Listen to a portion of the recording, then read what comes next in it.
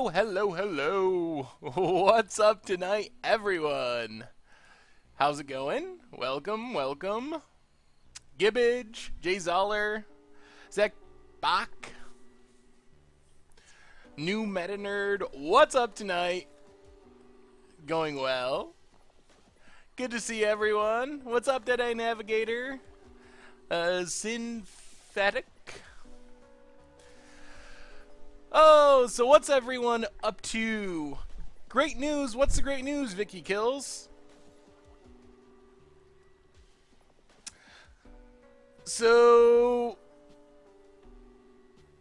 we got a sweet deck today, I hope. So we played a deck similar to this. What's up, everyone? Caleb, Wanth, Ash, String of Numbers. I got my stuff for university applications, and on Sunday, I did my first ever photo shoot. Awesome! Congrats, Vicky. That's super exciting. Photo shoot, like modeling type stuff? Or you were actually taking the pictures? Like photographing other people? Either way, that's super sweet, and good luck with your university applications. You probably have some huge essay questions to do. It's always a good time. Captain Toasted, how goes it? So yeah, we did this deck for Much Ado About Nothing. This is kind of the Double Moon Planeswalker deck. Oh no. I'm not getting into that, Jay Zoller. I'm not getting into that controversy. Robert, thank you for the follow. Oh, that's awesome, Vicky. Congrats. So this deck, we played it on Much Ado About Nothing. Nest, thank you for the follow. And it was pretty sweet. So basically, we're a million mana dorks. Ever gotten the same 8-drop in consecutive turns in Momir? I think I have, maybe. Good 7 o'clock p.m. my time, Dyson. So we're playing a bunch of mana dorks, and then a bunch of planeswalkers.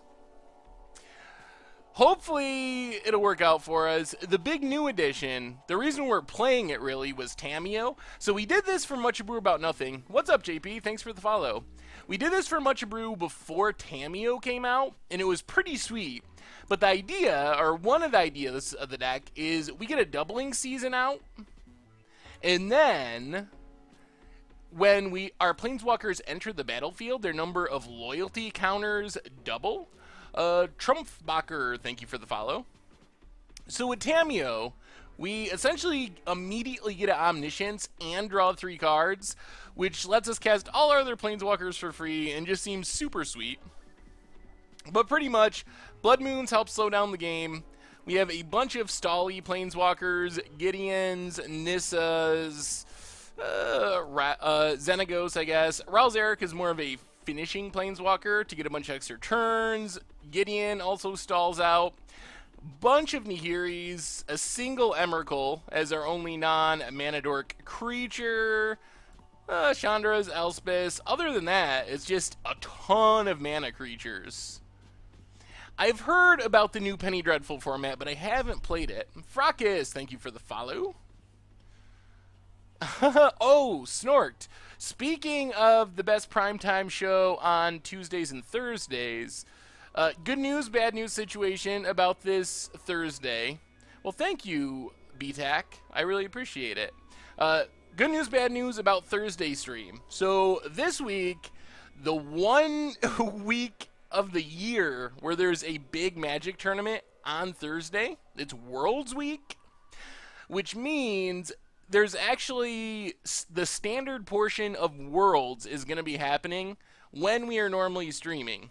So as a result, there's no Thursday stream this week. It feels really weird to directly compete with the standard portion of Worlds with our stream. Unclear, thank you for the follow. So no Thursday stream. If you're looking for some sweet Magic to watch, make sure to check out Worlds. They have so many good players at Worlds, and the standard portion will hopefully be sweet. Cannibal, thank you for the follow. So, just to reiterate, no Thursday stream just for this 1 week because of Worlds.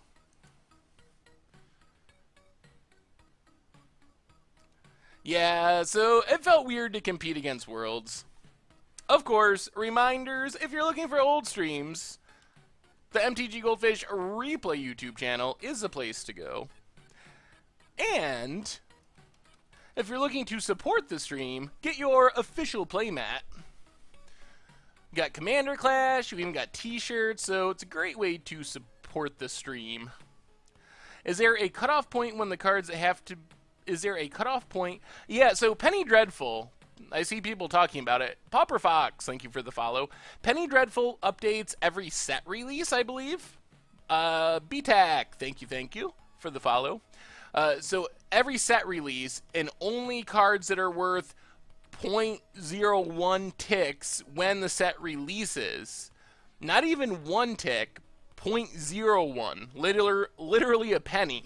So 1/100th of a tick are legal in the format. And they are legal, even if they go up in price, they're legal until the next set release. And then there's a new update. Everything that's a penny at that set release date comes into the format. Anything that's went up in price is out of the format.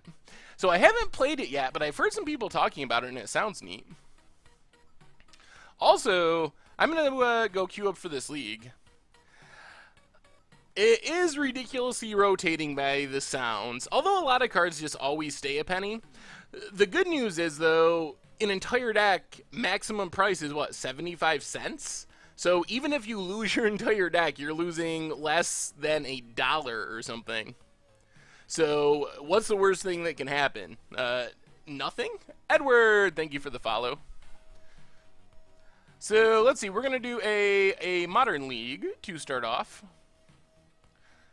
And then, like usual, if we happen to have time after, we might do a Momir game. I don't know how long these matches are going to take.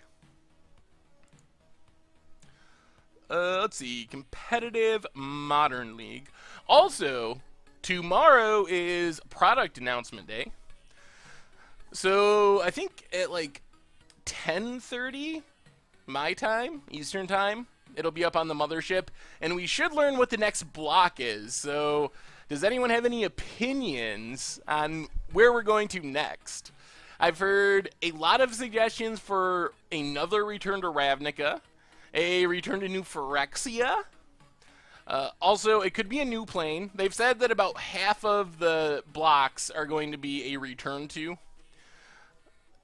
This deck does not have Deploy the Gatewatch. It's a little too expensive.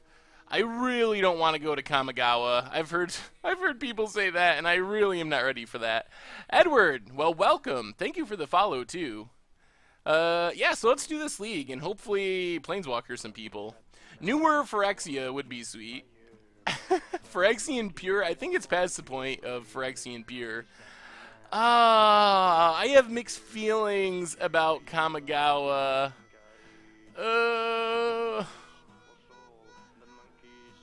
I don't know. I guess if it was Kamigawa done right, every time I play Kamigawa, it's like, oh, the cards are just so bad. They're so overcosted, like 6 mana 2/2s. Return to Ice Age slightly thawed. Theros, I mean, Theros, I'm not anti-Theros, but compared to New Phyrexia or Ravnica, I think that Theros is further down the line. Lorwyn would be interesting. Lorwyn is a really unique plane, and I like Lorwyn, but I don't think it was super well received the first time, mostly because of how complex the tribal stuff was. But it would be cool. I would be down with seeing another tribal block, whether it was like Lorwyn that was slightly fixed to make the tribal interactions less daunting for people, or another block. But we haven't had like a real tribally focused block in a while. Red Turtle, thank you for the follow. Who's my favorite planeswalker of all time? So, it's not even in my deck, but Venser is my favorite planeswalker. The blinking of Venser, so sweet. And plus, you get to ultimate and exile people's stuff. We're returning to Kaladesh already. Also, I would be shocked if we did not get a Modern Masters 3 announcement. I like Alara as well. I would be very down with a return to Alara. This is, yeah, 4-color planeswalkers in Modern with Blood Moons and now featuring Tamiyo to try to omniscience our opponent. How about somewhere we can see a new Garruk? Yeah. I mean, I think Garruk can show up anywhere, right? He's not super plane specific. We got a lot of Garruks for a while, and now it's kind of cooled down. I'm super excited for Kaladesh, though. That's the other thing. This weekend, we start getting tons of Kaladesh spoilers, which should be pretty awesome. Did I say MM4? I meant Modern Masters 3. My expectation is we'll get an announcement for Modern Masters 2017 tomorrow. Any chance we could ever see Against the Odds Kithkin in Modern? So actually, when I was building this week's Budget Magic deck, the Shaman deck, I was looking at a lot of the other tribes. Ooh, okay. And Kithkin was one of the ones I was looking at. And Kithkin have some good things going for it.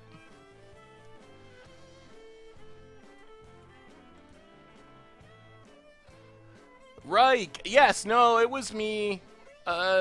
Pretty much all of the comments on YouTube come from me. So, yeah, I saw that, and I definitely appreciate that. What are we doing here? Do we just fetch out a forest? Oh. Things are going off the edge of the screen, like usual when we start a stream. Let me fix that. Alright, there we go. Forest, birds. Yeah, I guess that's fine. Because we have Oath of Nissa, which fixes our mana for Chandra and so forth. I have no idea why there's no French streams. I didn't even know there were no French streams, actually. Grimflayer.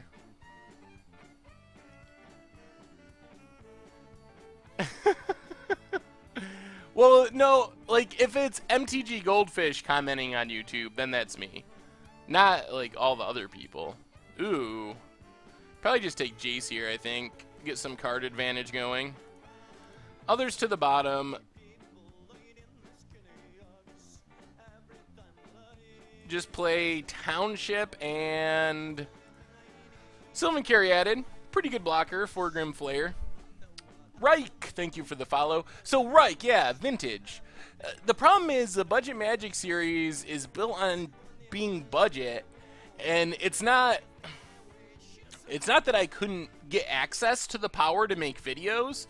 It's that people don't consider their vintage decks to be budget. Like, I don't know if it's possible to build a budget deck in vintage. So that's kind of the problem I'm up against with doing vintage. Oh man, I remember the email about Clarion Ultimatum, but off the top of my head, I don't really have an idea, and I'm not exactly sure. I'd have to work on that one and think about that one. How'd you do at GP&D? JP? JX? Alright, well, Sylvan Caryatid is going to block. And now we're going to start playing Planeswalkers and hope that that's good enough. I don't know if Mirrodin was a failure. I mean, Mirrodin was pretty broken, but I think Mirrodin was sweet. I'm a fan of Mirrodin, actually. Yeah. I mean, the problem is, like, there's an Eldrazi deck with no power that's, like, under $1,000. Dredge could be even cheaper if you went without power. But I think when people see the price tag, they just don't see it as budget. That's the problem I run into. Like, people don't think, oh yeah, that's super cheap compared to the rest of the format, So that's budget. They think, oh, that deck is $500. There's no way that's budget. We could play a Planeswalker here, but I think it's better to just get this Blood Moon down and keep our opponent from doing anything, and then start playing Planeswalkers next turn. Have they delved into the origins of Sorin? A set based around the time he became a vampire could be cool. That could be cool. Sutter Baines, thank you for the follow. I mean, Mirrodin almost killed Magic because they printed a bunch of broken stuff. I don't think it is that Mirrodin itself is bad. I think Mirrodin could be fine. I think they just... I don't know. R&D was just not up to the task at that point or something. Skull Clamp, Affinity, they printed a lot of broken stuff. But honestly, that's the first modern set, and that was what, like 2002 or something? It wasn't that long after Urza Saga and some of this like ridiculously broken sets that are not modern legal. How long do I think show and tells from Conspiracy will still be $20? I don't expect to see big price increases from Conspiracy cards for a while. Blizzard, thank you for the follow. So I think if anything, it's more likely that show and tell continues to tick down. We'll see. There's some people saying that it's not selling well. I still think a lot of it's going to be open, personally. Jace is going to be ooh, and Nahiri. Good lord. Well, I think we need to go with Jace first. Yeah, let's play Horizon Canopy.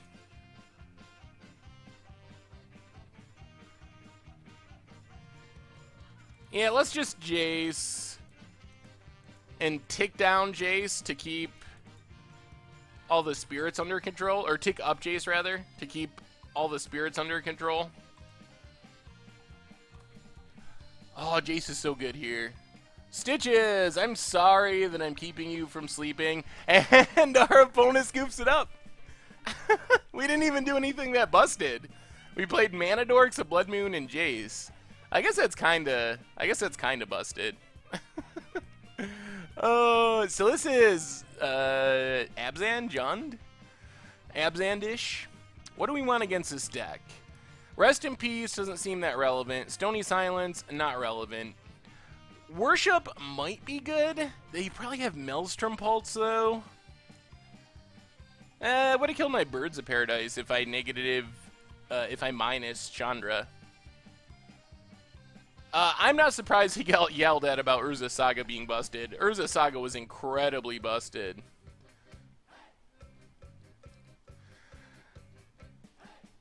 Yeah, I think that's probably true, Jay Zoller, but I think that this Conspiracy was a lot more open than the last Conspiracy. And if prices start to rise, there's just going to be boxes on shelves. So if the mythics start increasing, it's going to be really easy just to go buy and crack boxes. And at this point, the box isn't that far under neutral EV. It's not like it's a horrible deal. So Worship is interesting. Call the Gatewatch. I don't know. It's kind of slow. We really want to just be tapping out for our Planeswalkers. Deploy the Gatewatch, I think, is just a little too expensive. The other problem is we don't have enough Planeswalkers, really. 10, 11, 12, 13, 14, 15, 16. We'd somehow need to fit like 4 more Planeswalkers in the main deck. I was lucky enough to open a Recruiter of the Guard, so that was sweet. Oh, I kind of want more Blood Moons. I kind of wish this deck just had 4 main deck Blood Moons. I actually need to sideboard though, or we're gonna run out of time here. Thank you, Dark Horse. Have an awesome night. Thanks for stopping by. Again, no Thursday stream because of World, so next stream is a week from today, actually, unless there's a surprise bonus stream. Are we just gonna do nothing? Nothing is probably a bad idea.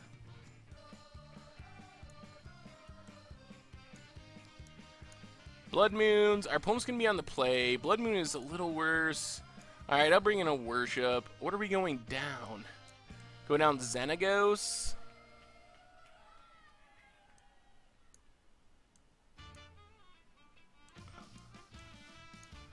Alright, let's try it like that. Last second sideboarding. Against the odds, sideboard in 5 seconds because you'd been talking to the chat the whole time. That's every match we play on stream. My first box was great. 2 Ghostlies, 3 Beasts, Recruiter, Kaya, Berserk, Wish, Burgeoning. Woo! Yeah, I was really hoping for good foils, and I didn't get good foils either. Fold into the Ether is a good against the odds option. We'll have to get to that one. Buffering symbol on the stream.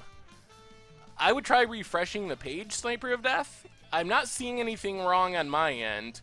Also, if you bump up to source in the video quality options, sometimes that is helpful if you're having video issues. Alright, Verdant Catacombs. I bet we're going to get hit by a Thoughtseize. Would I try Jund, Splendid Reclamation, Valakut Dredge? Yeah, I would definitely try that. I still love Splendid Reclamation. That's one of the Eldritch Moon cards that I really love, but haven't actually built a deck around yet. Or, I built decks on paper, but I haven't actually played a deck build around it. Alright, let's just Forest and Noble Hierarch. Pass the turn. Gideon's pretty good. A little worried about Grim Flayer here. Opponent's all the way down to 13, though. Alright, opponent kills it. This is a slightly new version of an old deck, actually. Ooh. We got options. I think we take Nahiri, though, over Tamiyo. Tamiyo doesn't seem that great on this board state, but Nahiri seems reasonable.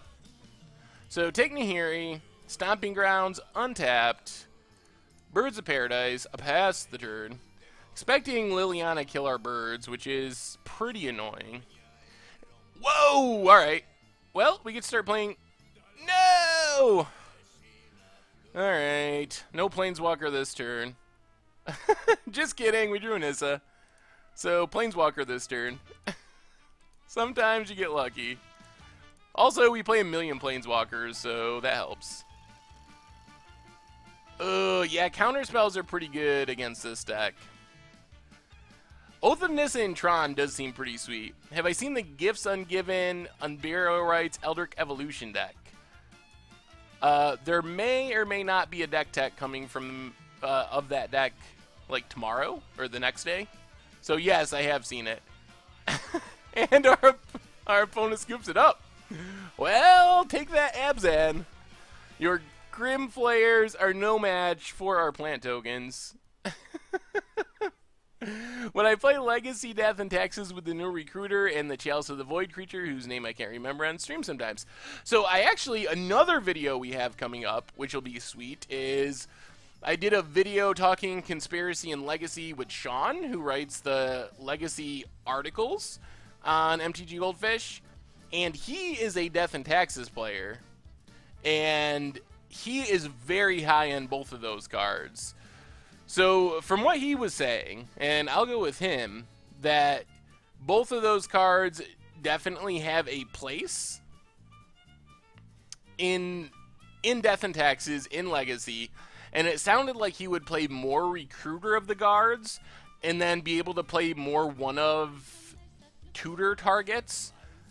So the Sanctum may be like a one of tutor target for the Recruiter of the Guard, which you can get away with because you have the Recruiter of the Guard to tutor up anything in the deck. Pyro Guy, thank you for the follow.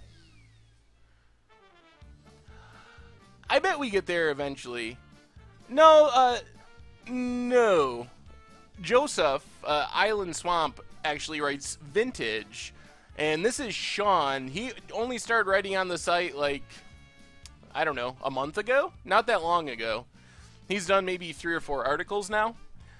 But he's Australian and actually he's big in Legacy in Australia, does a podcast about Australian Legacy and stuff.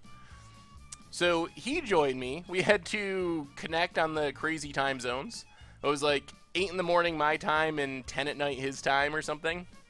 But it was sweet. He was really great person to talk to, so it's sweet. I think it'll be coming out sometime the end of this week. So far, we are up 1-0. Took down Abzan. Webcam, still up for debate. Kicksman, thank you for the follow. As far as the sub button, that one's on Twitch. Alright, we got all the ramp. Hopefully, Oath of Nissa finds us a Planeswalker, and then we're basically in video. Did I say in video? I meant in business. I was talking about video. JCF, thank you for the follow. Commander Conspiracy, I believe, is coming out tonight. Because usually Pauper comes out on Tuesdays, but Pauper's gone to every other week now. So in the Pauper slot, I believe, is the Conspiracy Commander conversation with Tomer. Probe for our opponent.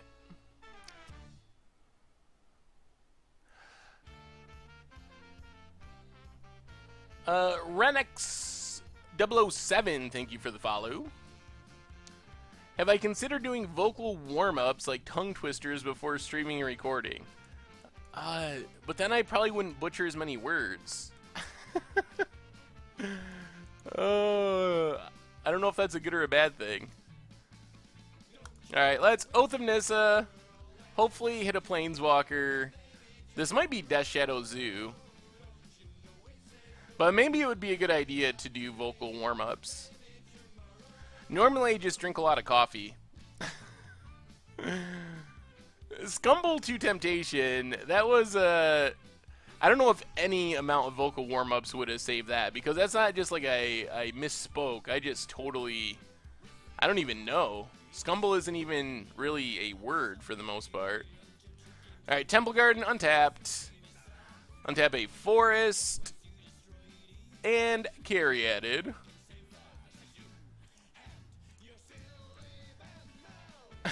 A quick-witted cricket critic? That's a pretty good one.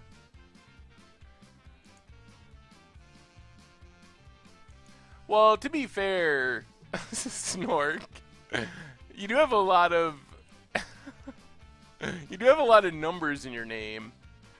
I don't know why I would read KR45H as CRASH.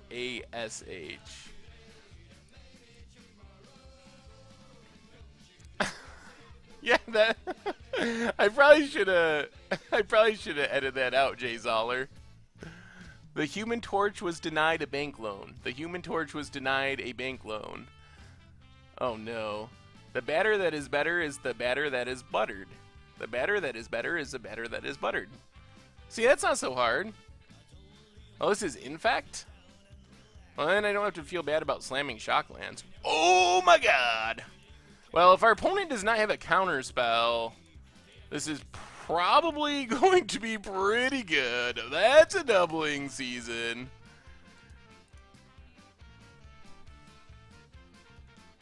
Oh, incoming Ralzeric Ultimate. Come on. Come on, opponent. Red leather, yellow. Oh, that's a hard one. I would butcher that one. What's up here, Cross? Oh man, this Ralzeric is gonna be so good. Blighted Agent, we don't care. No blue mana? Oh, how many extra turns will we take? That is the question. Temple Garden. Untapped. Oh, so awesome. Ralzeric, double the loyalty counters thanks to doubling season. So I think we'll ultimate, flip 5 coins for each head. Uh-oh, lost a flip, won a flip, won a flip, lost a flip, lost a flip. Only 2 extra turns? That's not that good. We need another Planeswalker. Do we attack? Pump spell? Yeah, let's not attack. Come on, Planeswalker. Any Planeswalker. Ooh! Alright. That's the game. Good game. Well played, opponent. Not only a Planeswalker, but the perfect Planeswalker. Boom. And goodbye, board of Infect opponent.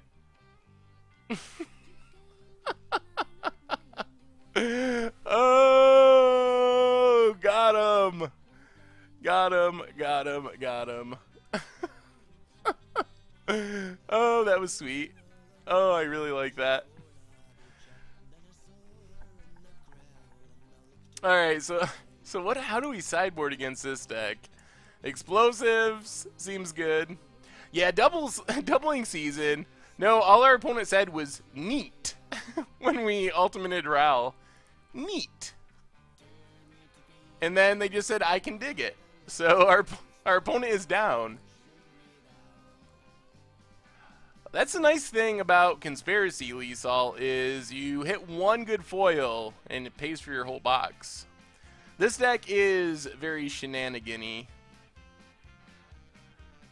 How good is Worship against our opponent?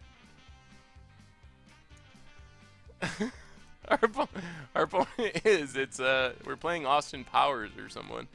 I guess Worship is probably better than other things.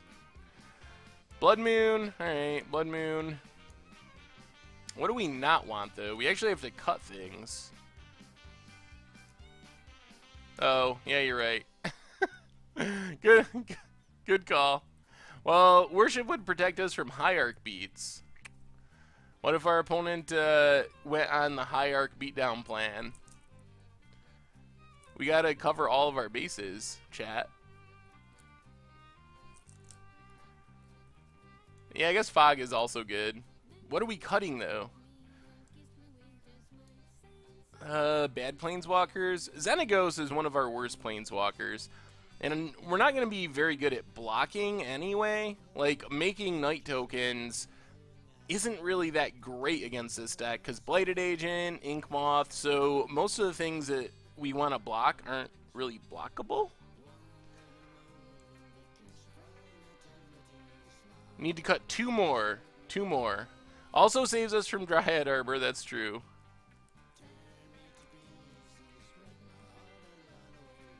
No, we're up. We're up a game. 1-0 against Infect. We gotta cut one more of something. Alright, that's a lot of Planeswalkers to cut, but okay.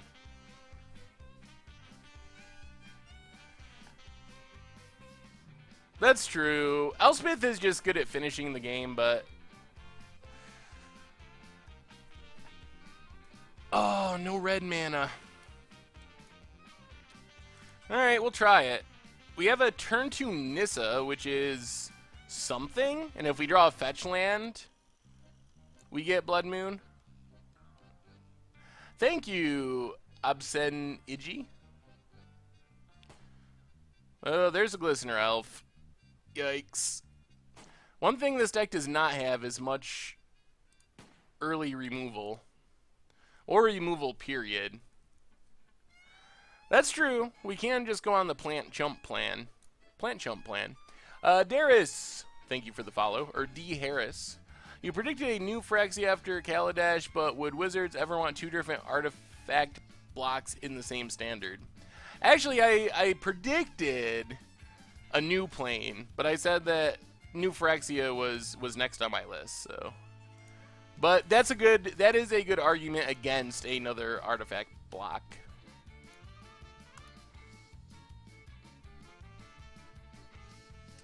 Alright, plant time.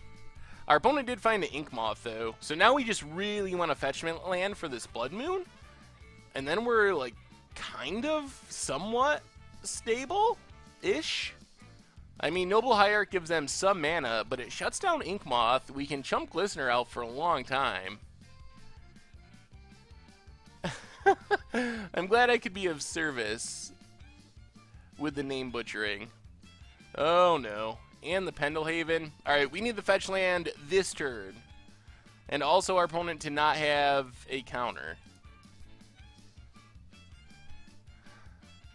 What's up, Flume? This deck seems better.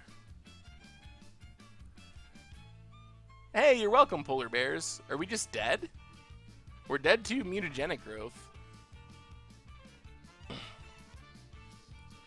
Alright, 9 poison. Blood Moon. Alright, we need to fetch land right here.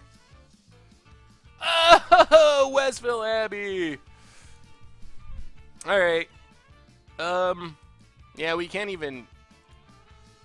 If we play and crack this, there's no way to get the mana.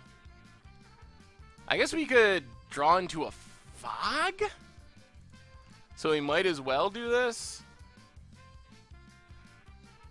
Explosives, non-land permanent, so that does it. This deck is a giant pile of awesomeness. Well, that was kind of a rough draw. And we were on the play, or on the draw, which makes it harder. Yeah, but we tried. We can't draw fog now. Alright, run it back like this. I think this setup is fine.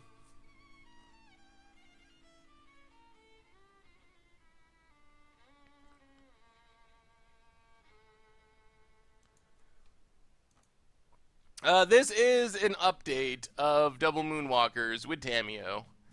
I don't know if it attacking with a plant token really scares anyone.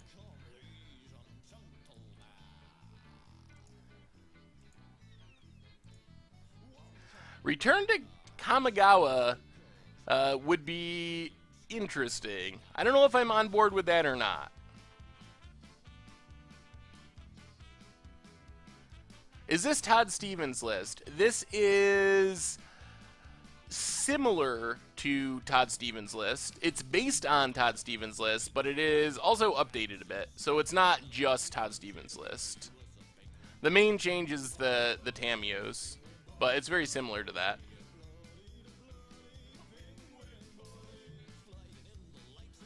Do I read it all? Could I recommend a book? I do read. I haven't really been reading anything lately. This summer has been super crazy. As someone who does Magic content for a living, there's just been an insane amount of sets, all in a very small window. So I haven't been able to read as much as I would like to. The Panda Legend.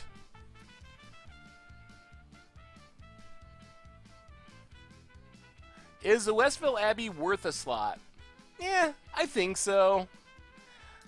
Maybe. It's a good additional finisher. One of the problems with the deck is we sometimes draw all mana dorks and not much action. And in those scenarios, having the Westville Abbey is a good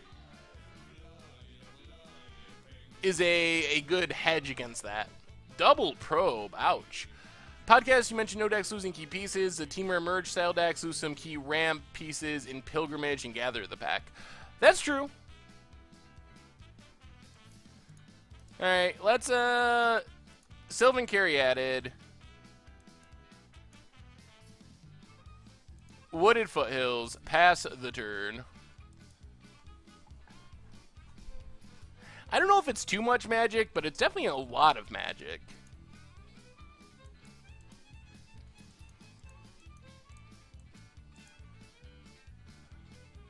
Ninjutsu would be interesting on a return to Kamigawa. I think that there's the mechanic that they've been hinting at and talking about, I think is going to be a fixed banding, almost. I think it's going to be the vehicle thing that's been hinted at. I think it's going to be a fixed version of banding. Maybe with some sort of equipment-y feel. I don't know exactly how it's going to work, but I think it's going to be multiple creatures attacking together at the very least.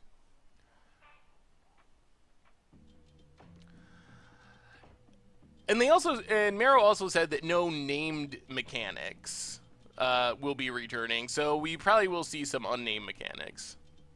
What do I think about blue-red twin without twin, basically, with Kiki Jiki? Eh. I mean, it's okay. It definitely loses a decent amount of power, but I think it's fine. Our opponent's probably leaving up a counter.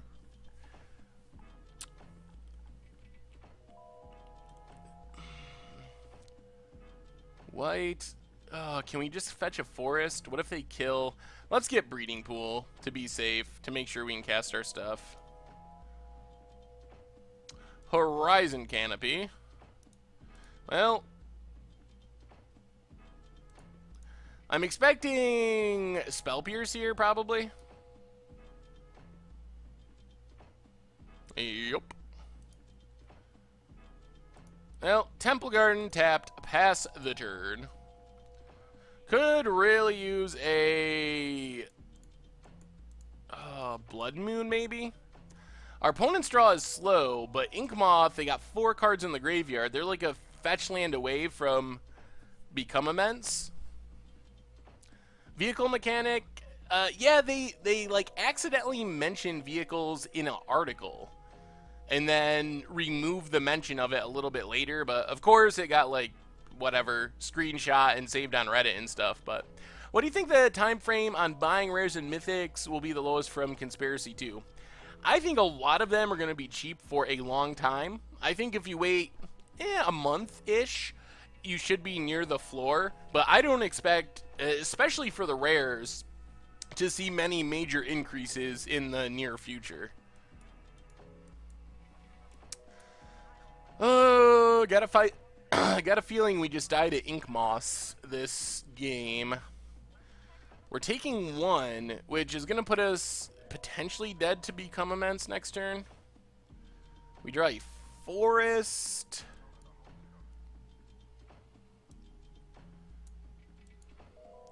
Rouse Eric isn't very good here.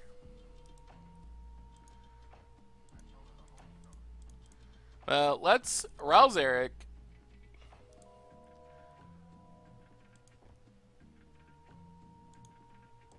Untap, Caryatid, play Horizon Canopy for card drawing. Get in with Hierarch. Alright, let's see. Let's see if we survive this turn.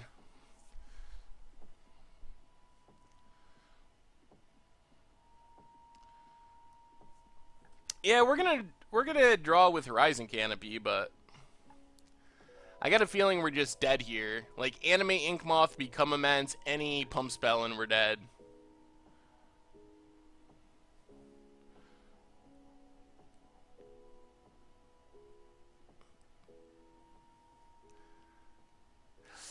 Maybe it's better just to sack the Horizon Canopy there. I kind of want to start being proactive. There's Inkmoth.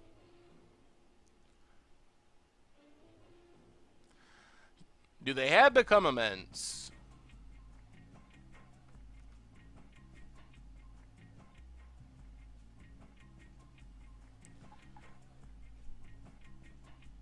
There's Become Immense. Well, the good news is we're not dead. Alright, let's crack Horizon Canopy. Come on, something good. Oh, no! Oh, that's the problem with this deck occasionally, is it just really fizzles out. Well, that is a good draw. That's what we call a good draw in the Magic business. One of the only planeswalkers that actually saves us in this situation.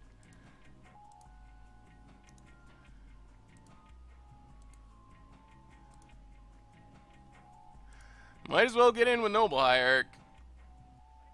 We might actually be winning now? Like, if we can get in a Gideon attack, and if they gotta spend a bunch of pump spells to kill Gideon, all of a sudden we might not be losing.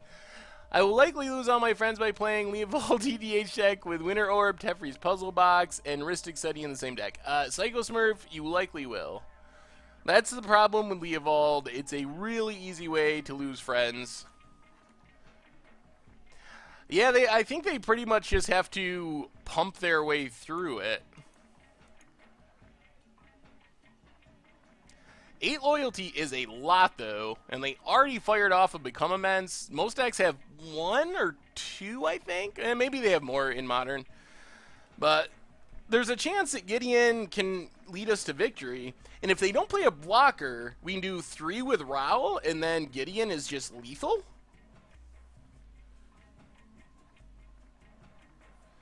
Here comes Inkmoth.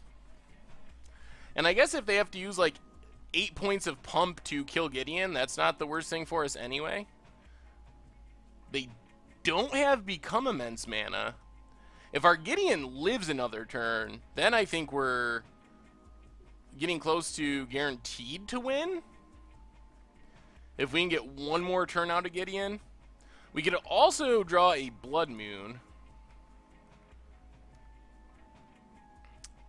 Alright, Gideon goes down to Serum Visions. Alright, let's crack Windswept Heath. Well, I guess if our opponent's literally going to be tapped out, we're probably just going to win. Seems like a good idea, right?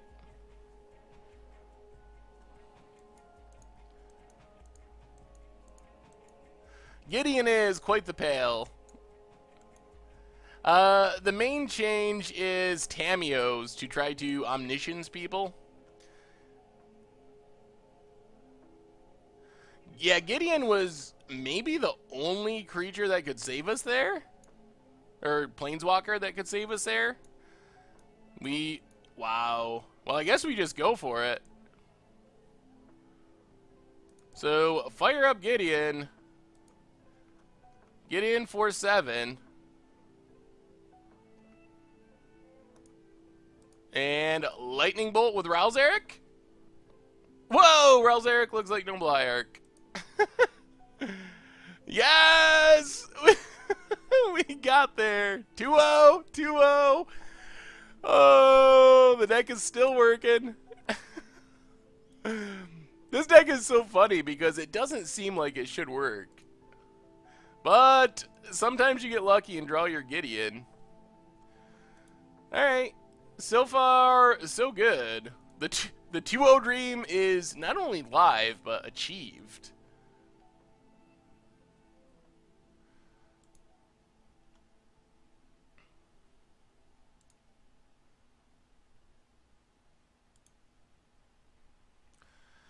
Planeswalkers are pretty good. Yeah, Infect is on my list of least favorite decks as well.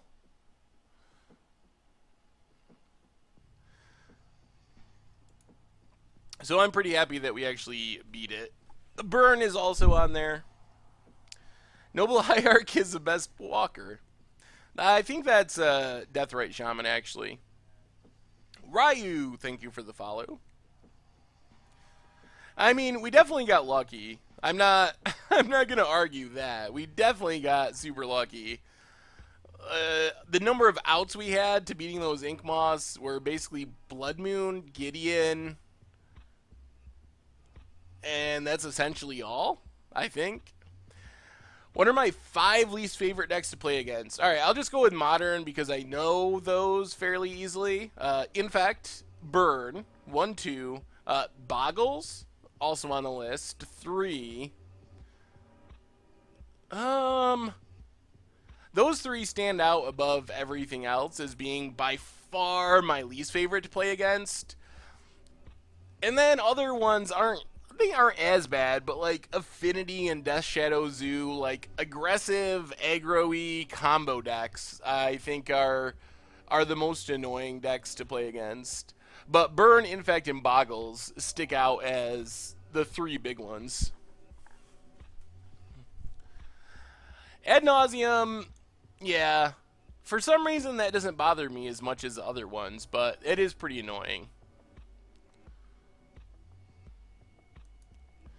Yeah, sounds fine. Turn to Nissa. maybe turn 3 Jace. Ooh, eggs is fairly annoying too. I like the Pyromancer Thing Ascension deck as well. So Forest, Hierarch, Goo.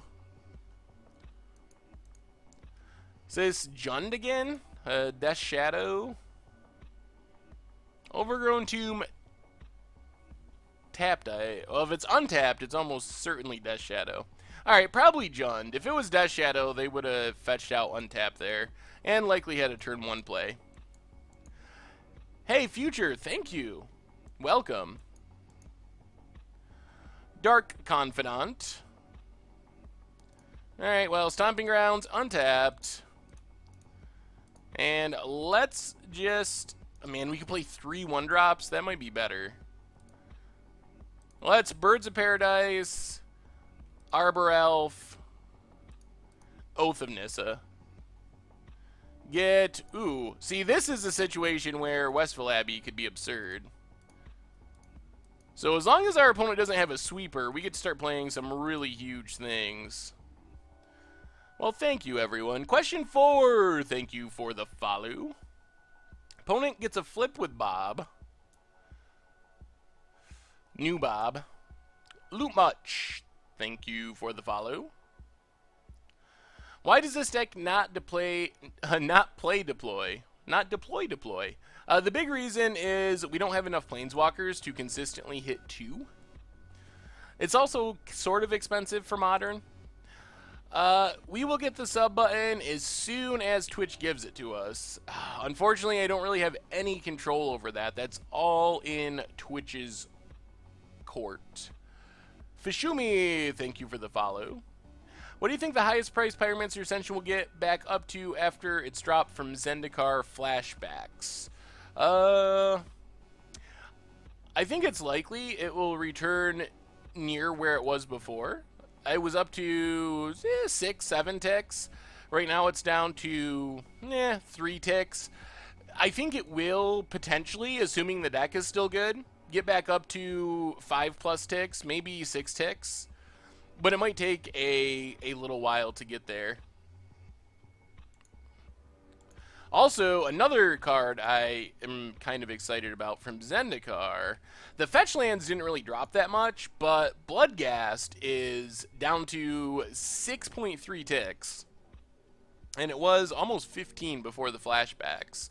And it's consistently like spiked to 15, dropped down to 5, spiked to like 20, dropped down to 8.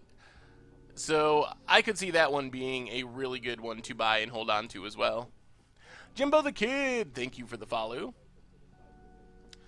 What's the CMC of Abbey Flip because of Abrupt Decay in hand? It doesn't really matter because it's indestructible. So Abrupt Decay can't really get rid of it either way.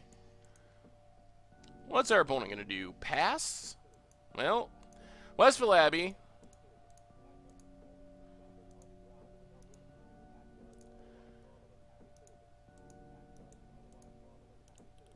Let's 1, 2, 3, 4. Jace.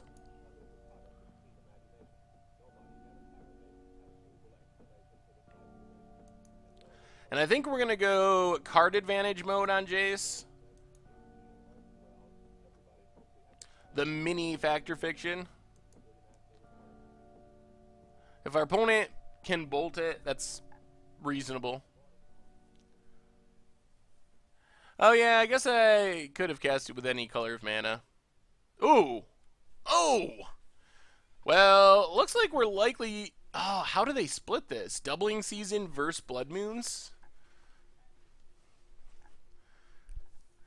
The fact that they know about the Blood Moons, I think we also know about Abrupt Decay. Alright, I'm taking Blood Moons anyway. And then we'll just run a carry added out there. And this is probably going to make our opponent play differently. Unless they can fetch out a bunch of... Yeah, Oath of Nissa is just like a bad ponder. Thank you, Clockspin, for the host. Appreciate it. I couldn't believe how much Bloodghast tanked. Feel bad selling so many Zendikar since I don't actually play Constructed on Moto. But I've sold so many cheap fetches, Bloodghast, and Goblin Guides. But I'm over 40 drafts in off of 10 ticks. Yeah, that's the beauty of Zendikar, is you can go for a long time just because there's so much value in the set. So you don't actually have to win a ridiculous percentage to be able to go infinite. Yeah, I think that was the correct split. Because, I mean, if they split the other way, we clearly get a Blood Moon and a Doubling Season.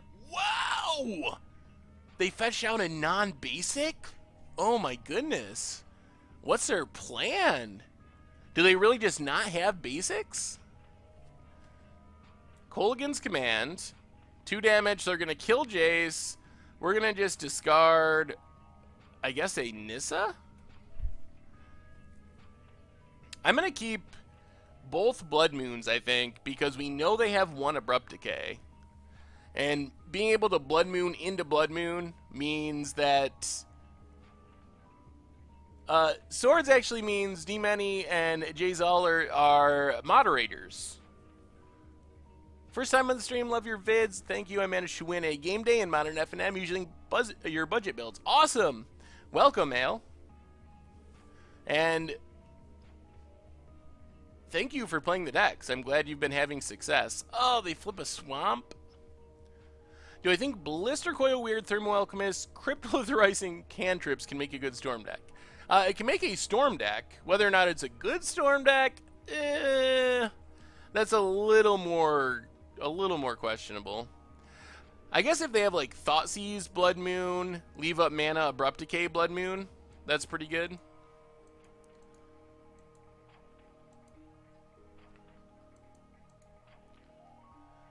Yeah, I don't know why they wouldn't just get a Mountain there.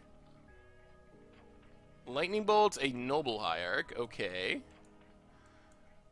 Working their way through our Mana Dorks. I guess they're probably afraid of the flipping of Westville Abbey.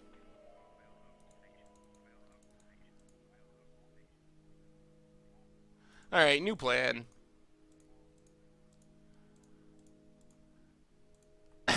We're going to wait on the Blood Moon. Play Gideon. Pump up Gideon, targeting our opponent.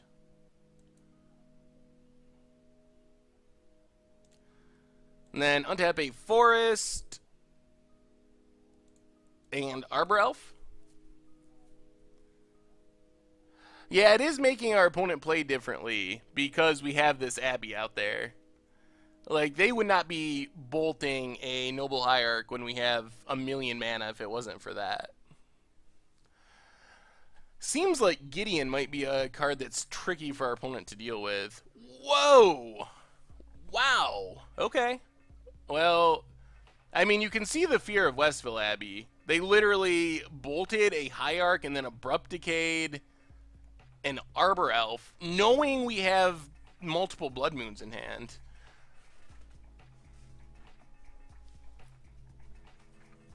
What do I think about landfall decks in Standard? It's really hard to make them work. Unless you do some weird combo-y thing with, like, Splendid Reclamation, it's really hard to make them work without fetch lands. Fetch lands are so key to landfall. They had another fetch, and they fetched out a basic Swamp.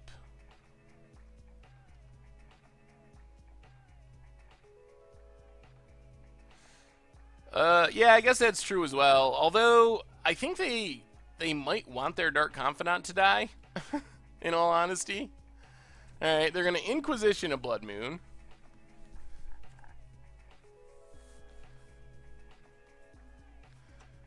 And now what, opponent? We still got a Blood Moon. Oh, so they got all their basics. So Blood Moon isn't just game over.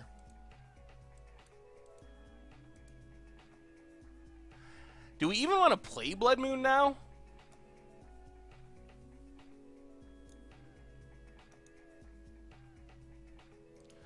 And let's just pump up. Is it possible enemy fetches will be in Kaladesh to make landfall playable? I think it is 1, 2, 3, 4, 5. I think it's very unlikely that we see enemy fetches in Kaladesh. I actually think Wizards said that they wouldn't be in the same standard as the Battle for Zendikar lands again. So it seems very unlikely to me. This is a revisit of the ridiculous Double Moonwalker deck. Thank you for the follow, someone whose name I missed, unfortunately. I appreciate it, though. Yeah, we're playing a doubling season Blood Moon Super Friends deck featuring Tamiyo, trying to get the free Omniscience. Well, I don't really want to put Gideon down into burn range if I can help it, like double bolt or bolt plus Kolaghan's Command. And we're just going to be able to kill, well, most likely kill the Dark Confidant here with a Westville Abbey token. So let's crack this, get a Forest. If our opponent wants to use a removal spell to kill a Cleric, I think that's a fine trade-off. Allied Pain lands, yeah, those need to be reprinted. Mitchell Socks, thank you for the follow. They do need to be reprinted. They're really expensive. Well, the problem is we know our opponent has a Terminate in hand, and Gideon can be terminated. It is not in, this one is not indestructible. It just prevents all damage. So if our opponent wanted to, they could terminate it. And I expect they would want to. Alright, let's get in with Arbor Elf. I don't know why people are so hard on Tom in Commander Clash this week. He played a deck that was way supposed to be played. I should know I used Kravik. Yeah, I thought it was fine. The next Commander Clash coming out this week is one of the maybe the most absurd Commander Clash that's ever happened. We just recorded it last night, and it is absurd to the maximum.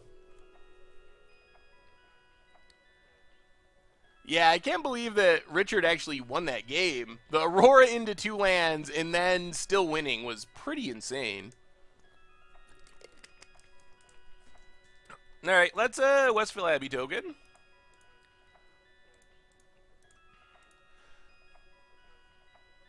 Wooded Foothills.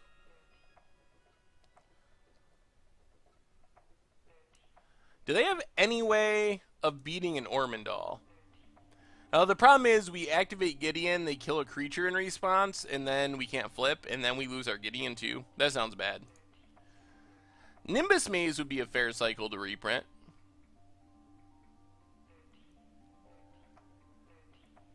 I don't even like green that much, but I do seem to play green quite a bit in Commander. Oh yeah, Liliana would get it, and we wouldn't have any creatures, so if we do it, we want to try to keep creatures around. Additional creatures around. I mean, I think Grove of the Burn Willows, I would love to see Horizon Canopy be a cycle. Oh man, a land that can draw cards. I like the new article series that appeared today about unfinished cycles. Yeah, it was really sweet. I think it's a cool addition to the site. Chamungo. Chamungogo. Gago. Thank you for the follow. Well, the problem would be we would have to activate Gideon to be able to sack 5 creatures. And then if our opponent, with the Gideon activation trigger on the stack, if they killed our token, for example, or any of our creatures, we'd only have 4 creatures. And then our Gideon would also be exposed to removal. This is game 1 of round 3, and the tournament is 5 rounds. So we have most of this round, and then 2 more full rounds after this one. Gay Unicorn of Love. No, so we're like behind schedule, sort of. Tomer likes to have normally what we do is we record on a Wednesday, and then not that Saturday, but the following Saturday, the episode is actually released. So we're like a week behind, essentially, to give Tomer a little bit more time to actually do the editing and so forth. But when Jake left and we switched to adding Tom, we lost that extra time. So we've been recording on Wednesday, and then Tomer's had to get everything edited and ready to go by like Friday afternoon or evening. So we're doing a double recording this week. So we're going to get back on track as far as the timing. So we recorded an episode last night that'll go up Friday, and then we're going to record one tomorrow that'll go up the following Friday, and the second one is the viewer submitted deck one.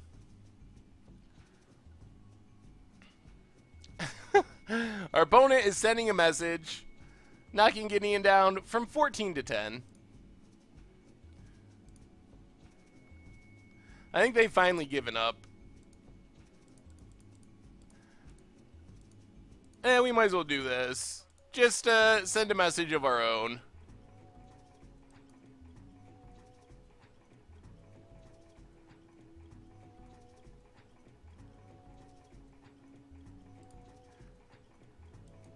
And I think that does it.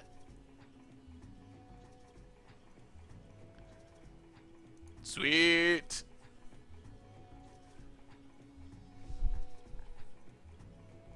So this deck strategy is, well, basically to play as many planeswalkers as possible. But the real combo is if we get a doubling season out, our planeswalkers enter with twice as much loyalty, so we can just ultimate any of them immediately. Opponent's deck is basically Jund mid-range. They just drew really poorly.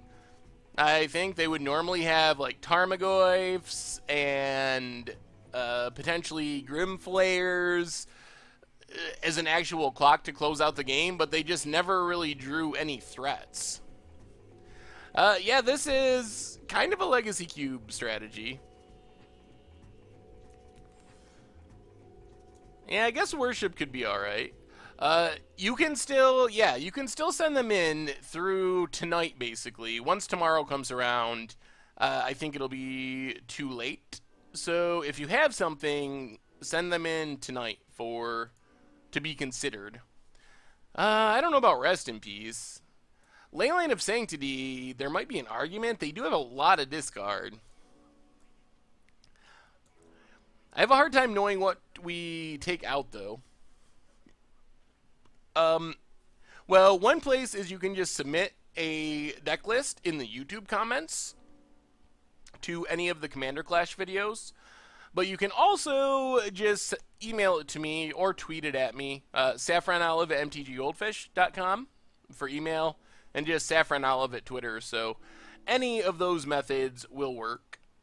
And if you don't get a deck in this time, we do these viewer submitted. This will be the second one, but we do them periodically, so I'm sure we'll do it again.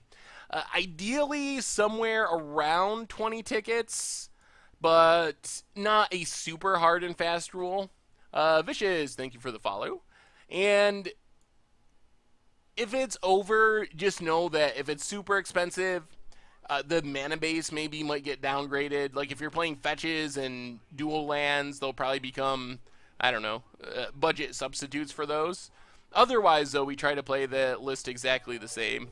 And if it's in the 20 ticket range, it shouldn't get changed at all. So we'll go down to Xenagos.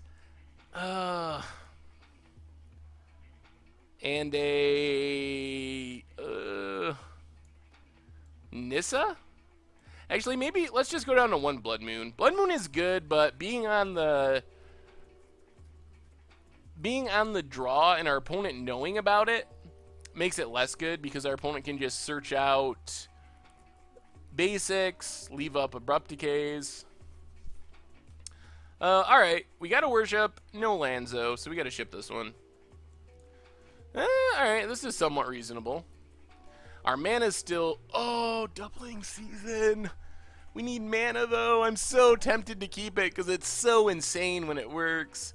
We don't really have good planeswalkers with it now, though, so I'm going to put it to the bottom. Raging Ravine for our opponent. Ooh, there's an Elspeth. Woodfall Hills, Crackit, Temple Garden, Untapped, and Arbor Elf. Ship the turn. See if our opponent can kill our Arbor Elf. Looks like the answer is yes. And a Bloodstained Mire. Oh no. Inquisition here is actually pretty bad. Inquisition take Arbor Elf, and then we're just hoping we draw lands, and we only have like 20 lands. Oh, okay. Tap land is fine. And we drew Horizon Canopy. So Arbor Elf, Horizon Canopy. Pass the turn.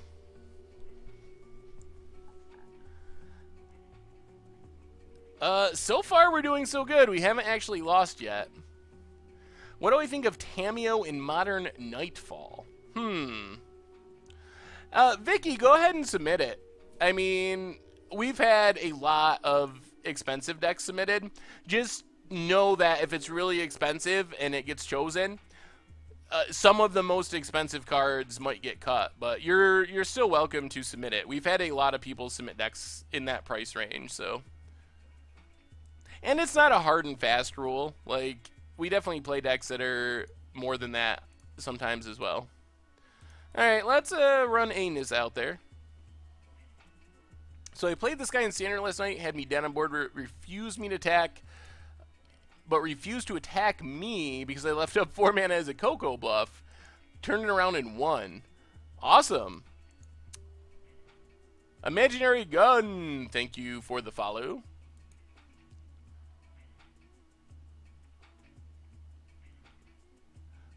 Any replacements for Hierarch?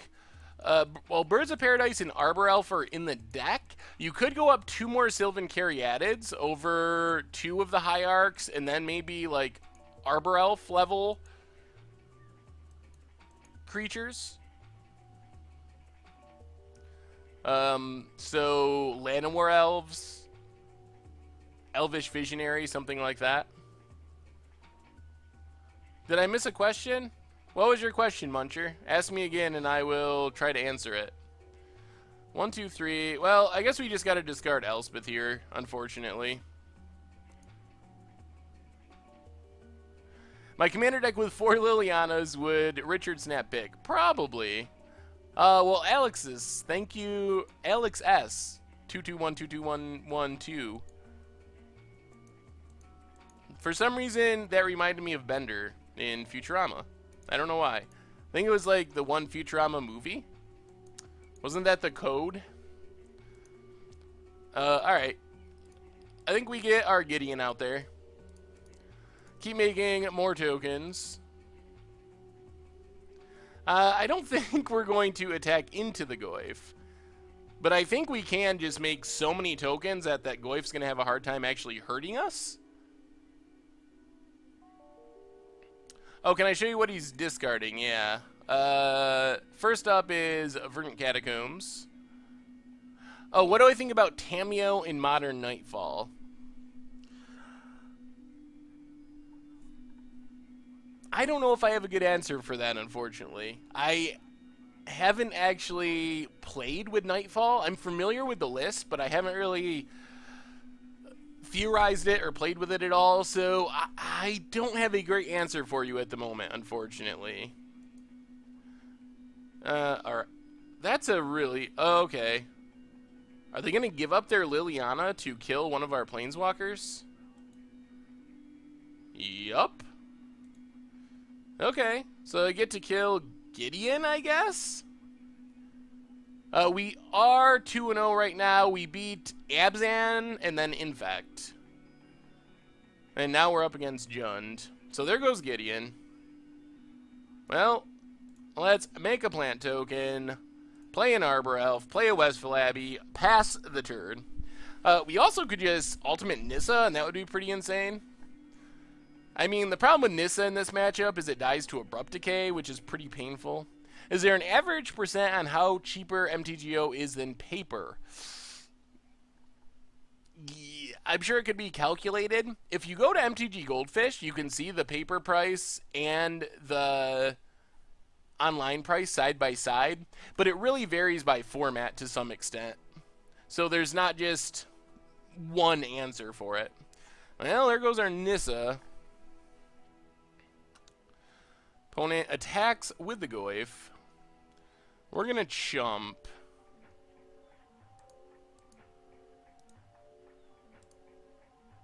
Oh, all right. Well, we get to start doing this again until they find another Abrupt Decay.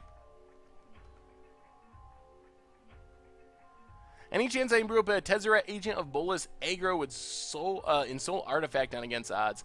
I love Tezzeret Agent of Bolas on my short list of favorite Planeswalkers, so I could definitely see that happening.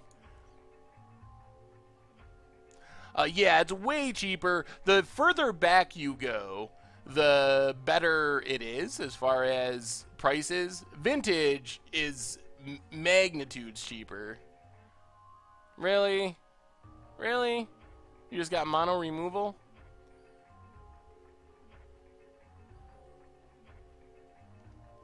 No, apparently not. So we get to block the Goyf. Carry Added is actually not bad just because it chumps for a turn. Make the plant. It's a chump blocker that's pretty hard for our opponent to kill. It also means we're a fetch land away from Chandra if it lives. And Chandra, I guess, isn't that great right now.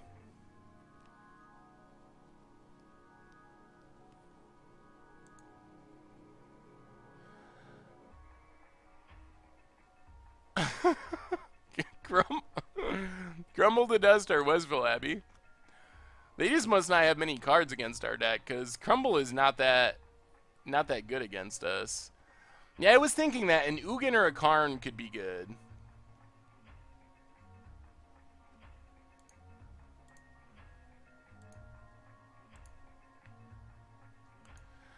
Actually, we draw one, because it's X plus 1. And we're still kind of on course to actually Ultimate Nissa. Oh.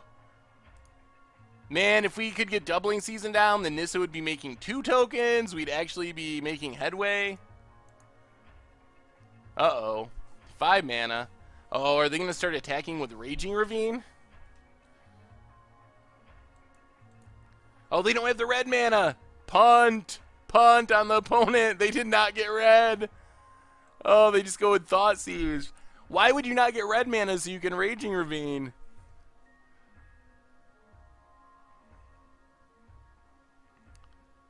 Alright, there goes Doubling Season. Our opponent is officially out of cards. Tarmogoyf is officially huge, but not actually damaging us. Yeah, let's make a plant. Play a forest. Pass the turn. Oh, we can Ultimate Nissa next turn. There's a Dark Confidant. I don't know if it's worth it. We might have to, though. Because they could actually draw something. Let's see what we draw. Birds. Oh, how greedy are we?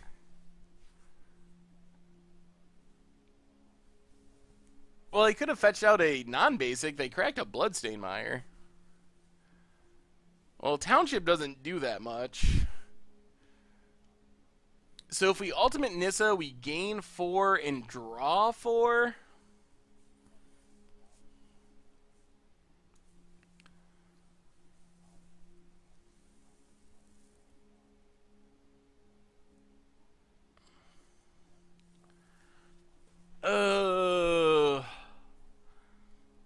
Oh, you mean last turn. Okay, fair enough. I'll take a punt for that.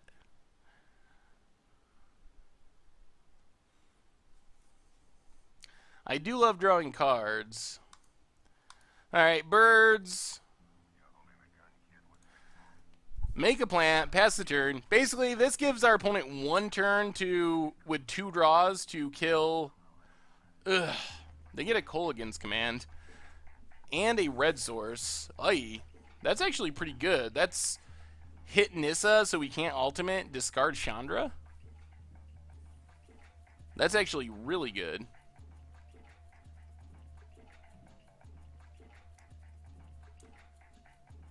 Yep. Alright. No ultimate this turn. And now they can start using Raging Ravine too.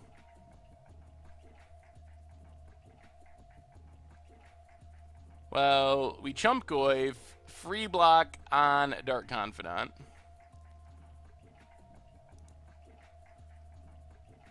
And let's make a plant.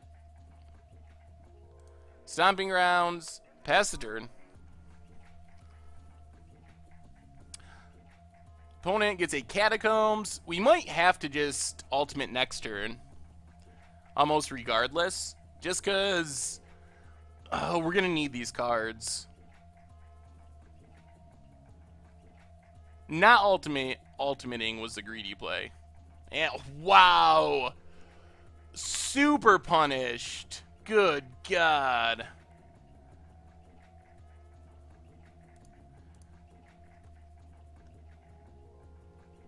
Oh my goodness. Well, that was pretty bad.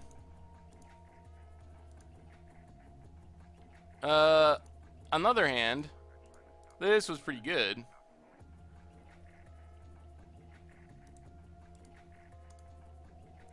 Get rid of that Goyf. Opponent cracks Catacombs.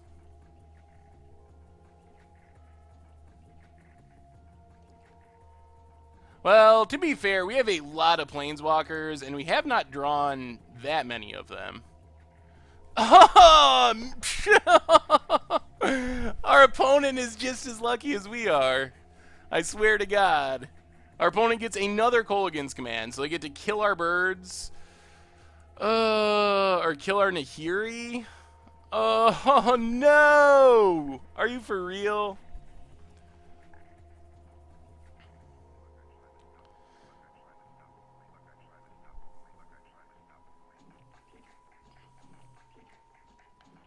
Well, I guess we gotta sack birds. Man, our opponent has drawn incredibly well.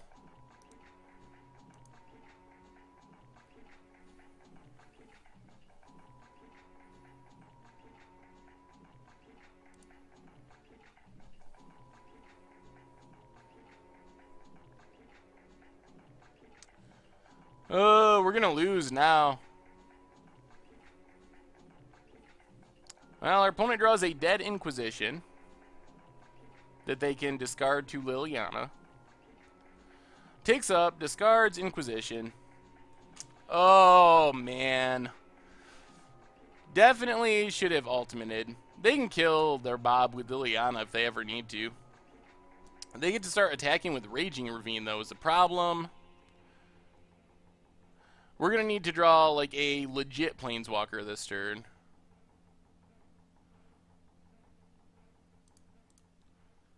Well, I think we're just going to pump up. I think we got to let Dark Confidant live and block this Raging Ravine.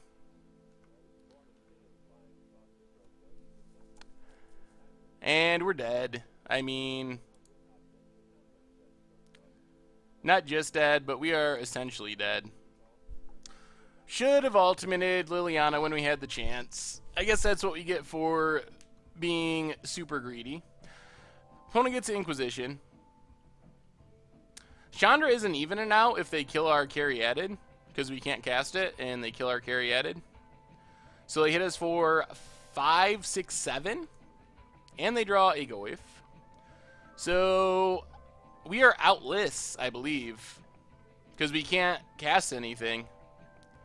I guess Oath of Nissa into Gideon is like a one-turn fog.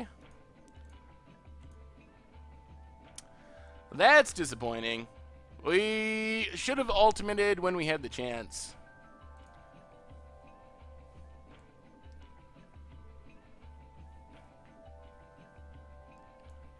What's up, Happy-Go-Lucky? Well, you're here now.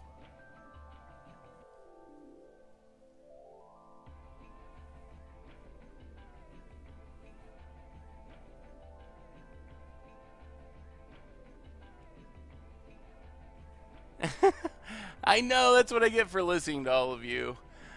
Petruski. Probably should have done it anyway.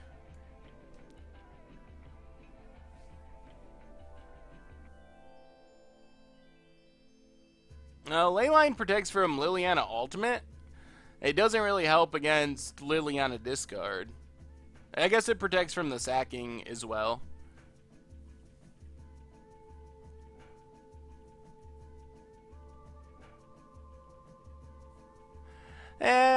I probably would have done it anyway. What's up, Worth? Thank you for the follow.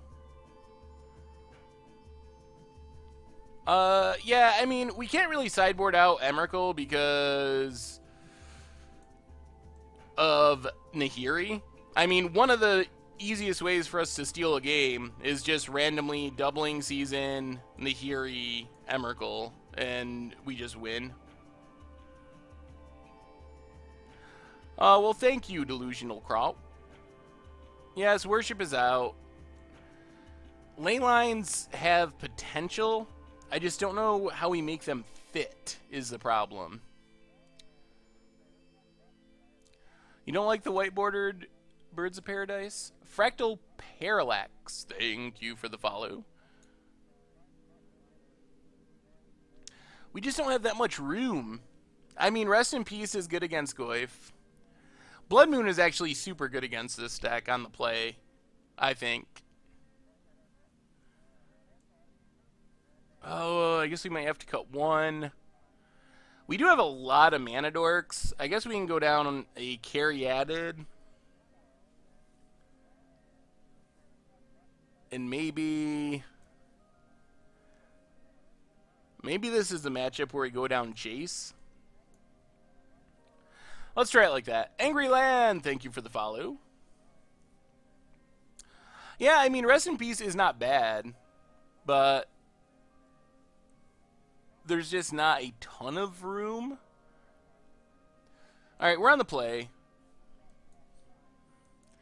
We're probably going to get shredded by discard, but this hand is about what we'd expect. Let's just Wooded Foothills into Oath of Nissa. Get a forest.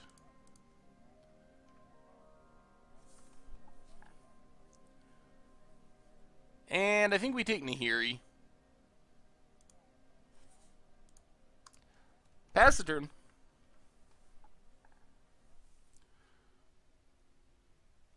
So, what discard do they have?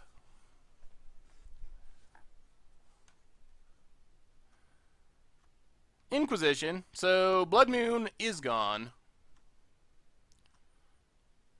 Mana Dork would be pretty reasonable. I don't think our opponent knows about this. Well, if they don't have more discard or have a good play, this Blood Moon could be really good. Oh, they got a forest and a Goyf. Alright, crack this. Get a forest. Stomping Grounds, untapped, and Blood Moon. This is actually pretty fine. Tap land. Grim Lavamancer. Down to 13. Alright, untap land.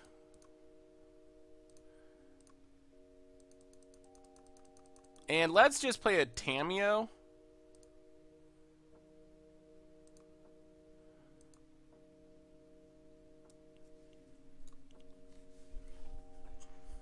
Well, we can cast our stuff because of Oath of Nissa.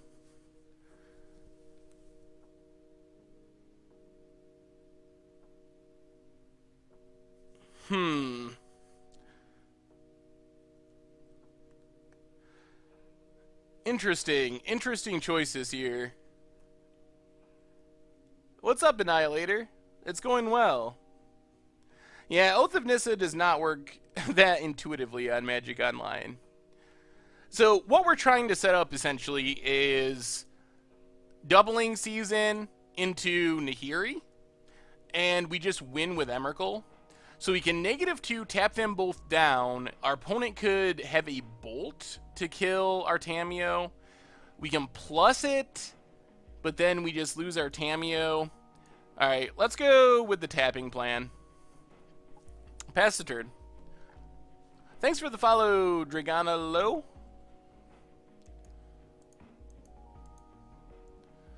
Blood Moon is so good here. They can't have very many basics in their deck. Alright, there's the bolt. Takes down our Tamiyo.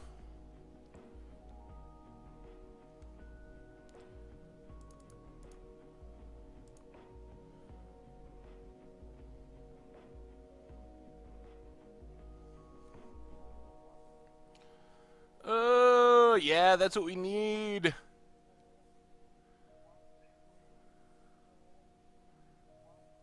Well, we can't play Doubling Season until we find a land. That's the problem. Thank you for the follow, Annihilator.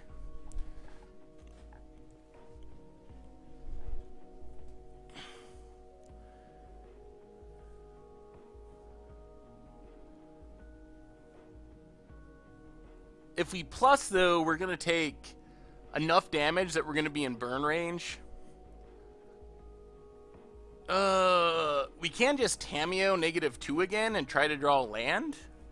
I think we're going to go with that. How many bolts can they reasonably have? Actually, they didn't even play a land next turn, so probably many is possible.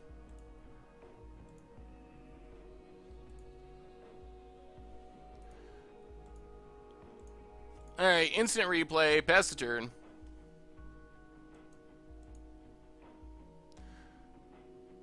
Another mountain.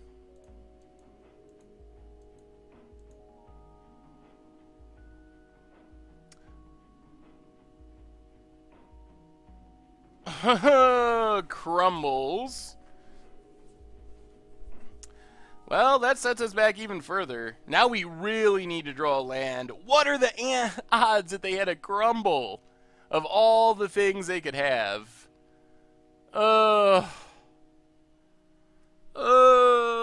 Crumble is not even good against us.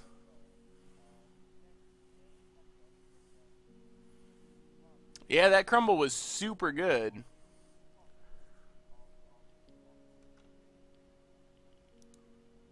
Well, that's all we can do. We might just be dead. That was some real... Oh! Our opponent is so lucky. On a scale of 1 to 10, this opponent is maybe a 10. I would guess they have 1 or 2 swamps in their deck. And they can't fetch them out, so they're like 1 in 30 to draw a swamp. So it was a pretty good draw. And that crumble was actually very good there.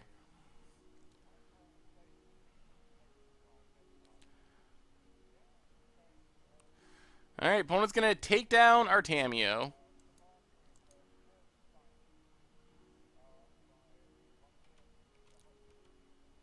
Alright, we get to draw a card. Another thing we can't cast. And that's the game, I believe. Well, that's where the 5-0 dream dies. Oh. Oh.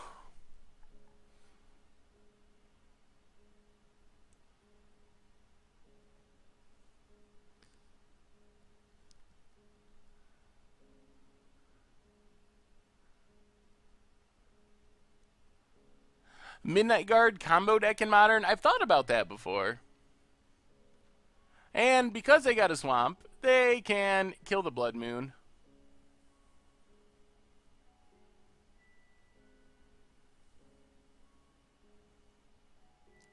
I mean, sure, Rest in Peace would have been good here, but if our opponent didn't play Crumble for some reason, or we just drew lands, we would have won several turns ago.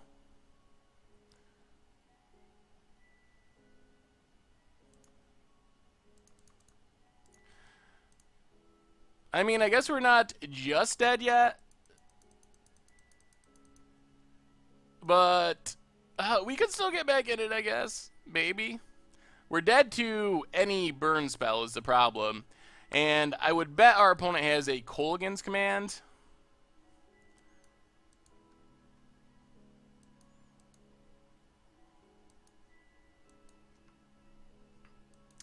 Cragsford and Catacombs. Stomping Grounds, tapped. We're also dead to Raging Ravine.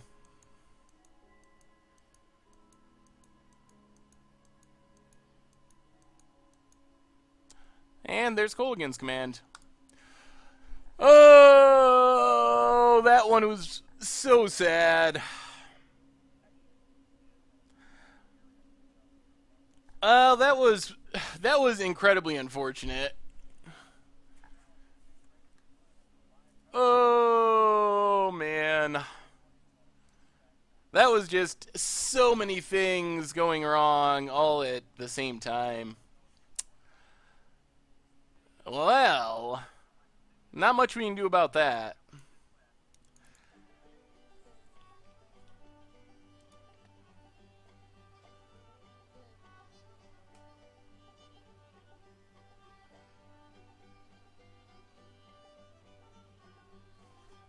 Yeah, I mean, this wasn't even the game where we didn't ultimate, but I guess we should have ultimated. Whether or not that would have mattered, I'm not sure. We might have still lost that game even if we ultimated, honestly. But it's just incredibly unfortunate how the last game turned out.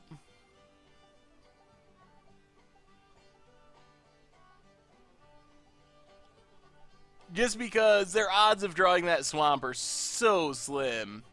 Like, incredibly slim.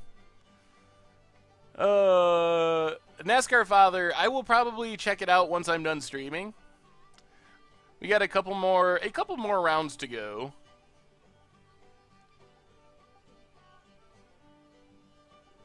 I usually try to start earlier, but they used to start at 9, I thought, but they moved up their time frame. The original idea was that I would start at 7, we do a league, we usually wrap up like 9:30, so kind of just as we're winding down, VSL is kicking off. But then VSL moved up significantly earlier from where they used to be. So now we're actually running right up against them. Oh, since there's more people here now, though, VSL is Vintage Super League. Since there's more people here, a quick reminder, speaking of events that we're not going to run up against,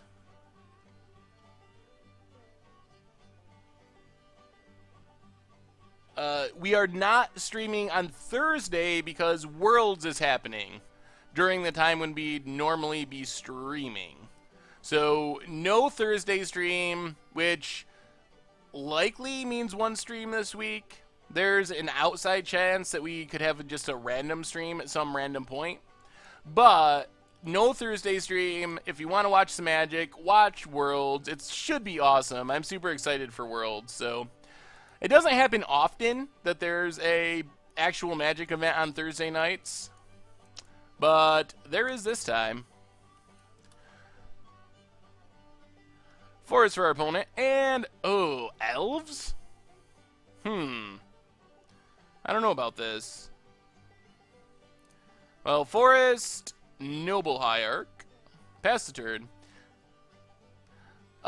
So tomorrow they're doing a big product announcement where we'll find out the spring set, likely about like a Modern Masters or something. And then on Thursday, World starts. Thursday is actually the big day. Oh, goodness. There's the Heritage Druid. Thursday's the big day of Worlds. Then Friday, I think it's just a draft. And then Saturday and Sunday, there's more. So I think it goes all 3 days. I'm not sure how we get out of this. That's a lot of Elves. Like, we can potentially kill something next turn, but it might be too late. Dwinian's Elite. The only good news is they don't have a Lord, but they have infinite mana. So our next stream isn't going to be until a week from today, actually.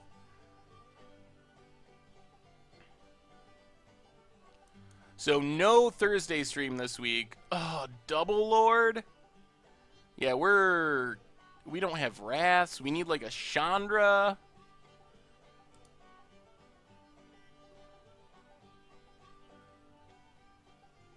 So I guess we Hierarch. Township.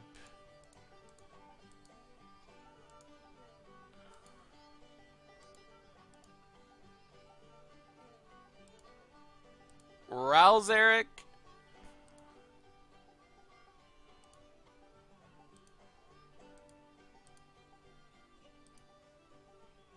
Kill a Lord. Oh, it's so bad not to kill Heritage Druid, but I think we don't really have a choice. Good night, Tamirian. Awesome, I will check out the list. I'm not on vacation. It's just Worlds. Actually, me and Richard talked about it, and we were thinking about doing the stream anyway, but it's running right against the standard portion of Worlds, and that just felt weird. Let's see. 7, 8, 9, 10, 11, 12, 13, 14, 15, 16, 17, 18, 19. 3, 6, 9, 12, 15, 19.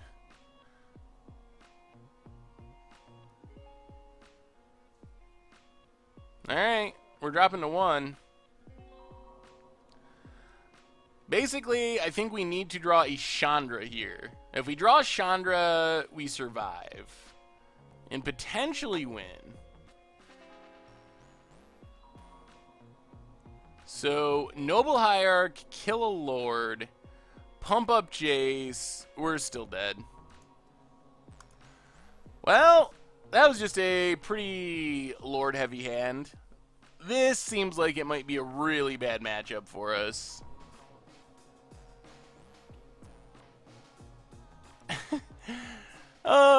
Well, I mean, my stream is definitely important to me, but Worlds is a unique event, and I don't like to, Mad Ganon, thank you for the follow. I don't like to directly compete with Wizards, like big events like that. I don't really care, like GPs, SCG Opens, that stuff doesn't really matter that much, but Pro Tour, Worlds, that stuff that, I don't know. I feel weird running a stream against those specific events. Elves are pretty sweet. Well, we can bring in Worships, which may or may not be good enough. Go down Blood Moons, which definitely are not good enough. Engineered Explosives, Fog. What's up, Worship Seth? Chillin'. Thank you for the follow. Yep, our opponent said they know this deck is a bad matchup for us, and they are pretty right. Languish, Damnation, those are the things that wreck Elves. 4-color Super Friends, not on the list of things Elves is especially afraid of. I mean, Fog can buy us a turn. Oh no. Omnomnominath7, thank you for the follow. I mean, but just fogging for one turn can be enough to, like, ultimate a Planeswalker or something. So I think it's worth it, especially since we have some other stuff that just isn't that exciting. Like, Xenagos is just going to die.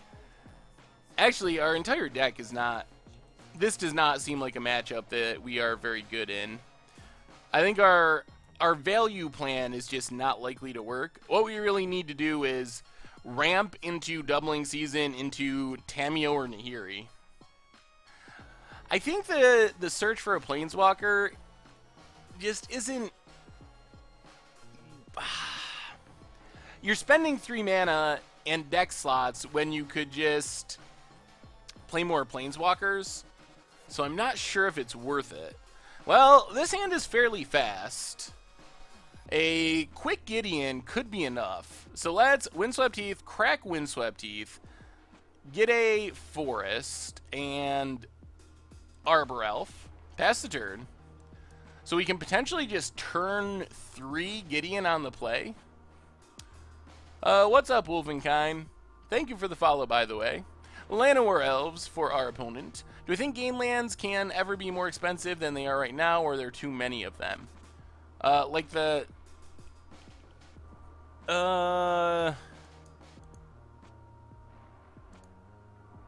Like the commons? It seems unlikely to me that the commons are going to be able to get significantly more expensive than where they are now. Ghostly Prisons do seem like a good idea. Unfortunately, we don't have a Wrath effect, although we could Oath of Nissa into something.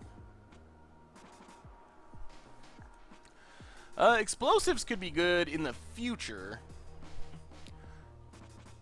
Do we Gideon here? We Gideon, shields down. We could potentially just lose everything. We are playing a doubling season planeswalker deck. Well, let's Oath of Nissa. As long as we hit a land, we can still Gideon, and maybe we've... Ooh, Tamiyo. Tamiyo might be better. Tamiyo, tap down both. Untap Gideon, kill Lord? I'm going to try that. That seems good.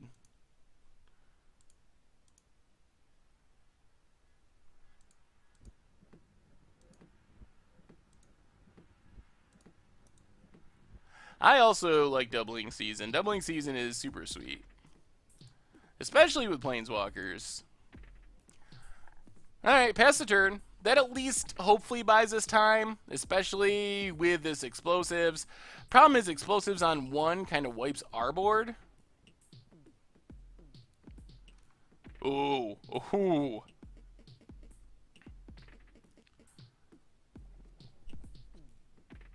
Well, now I think we just Explosives on 3. What's up, the Mexa Nerd?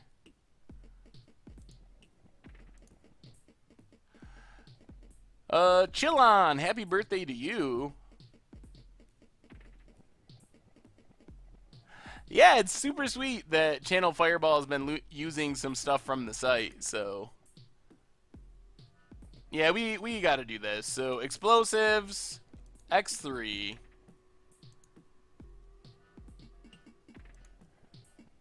This is actually a pretty good play here. And then we got to do it right now because they would have so much mana if we let them untap. So just crack Explosives. Thanks for the follows by Darius. Tick up Tamiyo.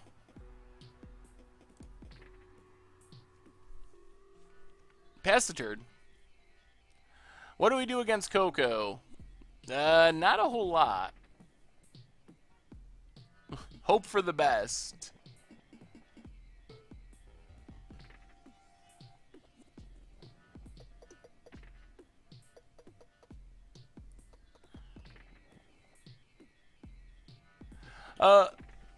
No, we weren't featured at the GP, but Channel Fireball ran the GP, and they used some of our graphics, the deck list, the overlays, and that stuff.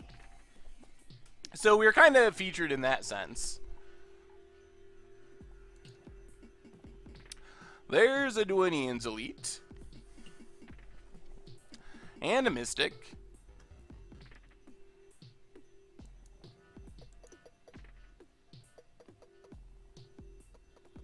What do we get? Chandra is still the ultimate.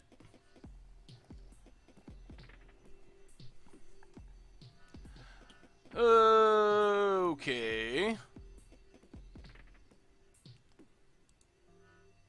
Alright, let's Oath of Nissa, see what we hit here. Jace is also pretty good in this situation, without any lords on the battlefield.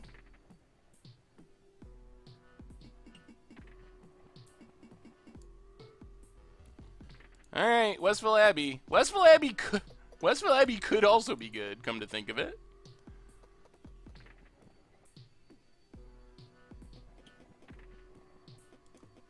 Westville Abbey.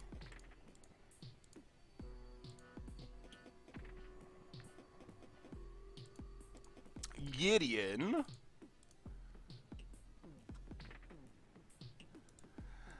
Take up Gideon. Make our opponent attack. Any chance of me making GP London?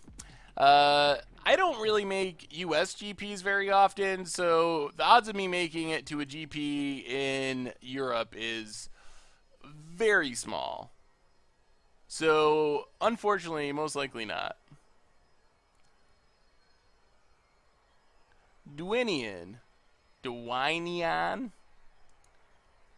I think I decided with Kaladesh coming up, I'm gonna probably call it Kalidash, just to mess with you, like Cletus, because everyone gets so mad when I say Kalitas. So Kalidas.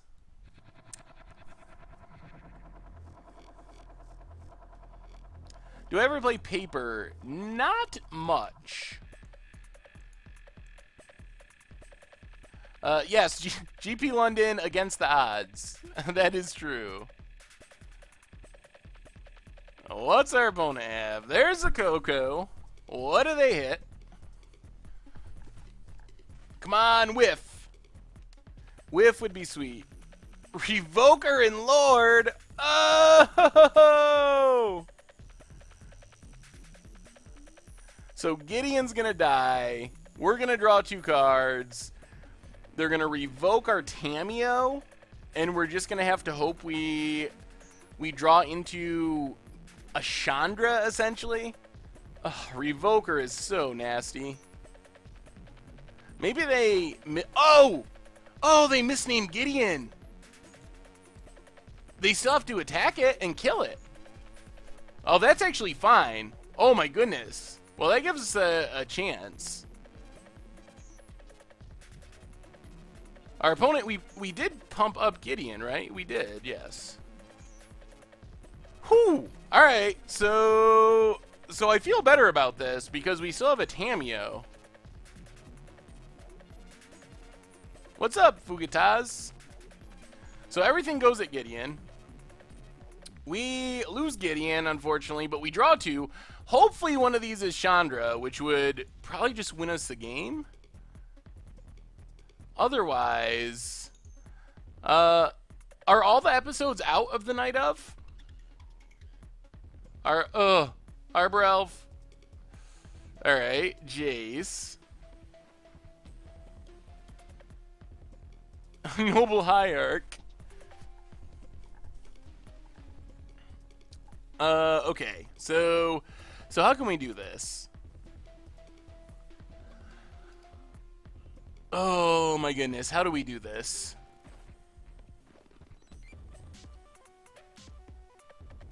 Oh, well, no, I haven't watched the finale yet, so I'm gonna have to watch it. I think I'm 2 episodes short of the finale. I usually watch them after the fact and don't necessarily keep up on when they release. So we can Mana Dork. Well, play the land. Mana Dork. Alright, this is our plan. Mana Dork.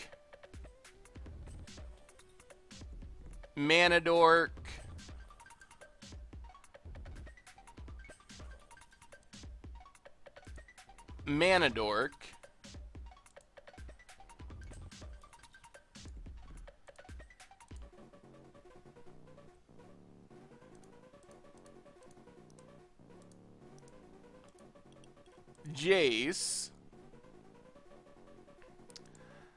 Tick up Jace.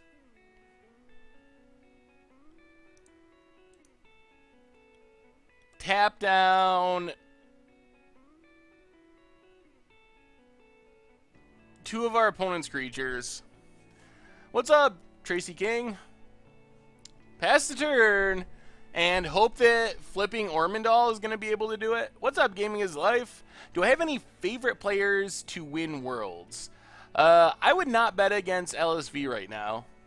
LSV, I mean, top 8ing 3 Pro Tours in a row is basically absurd. So I'm not betting against LSV. But that said, the lineup is so good. There are so many of the best players there. So I'm definitely excited for that. LSV, Owen, Mike Sigrist, Brad Nelson, just like, it really is all the best players in the world.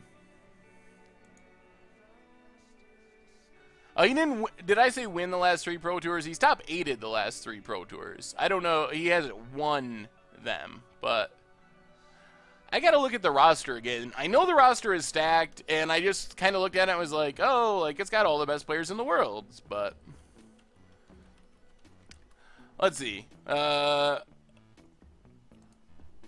Imperius Perfect. All right, another Lord. Seth Mansfield, Kazuki Takamura, JC Shatton, Steve Rubin, Niles Norlander, Lucas Blohan, Owen Turnwald, LSV, Marco Carvalho, Oliver, two? I don't know if I'm saying his name right. BBD, Reed Duke, Martin Mueller, Yoel Larson, Shuda, Yuya, Rikoi Tamada, Paulo, Thygo Saporetto, Sam Party, Brad Nelson, Mike Sigrist. Yeah, it's so many of the best players in the world. It's going to be a really exciting event. Ooh, and in Azuri. Aye.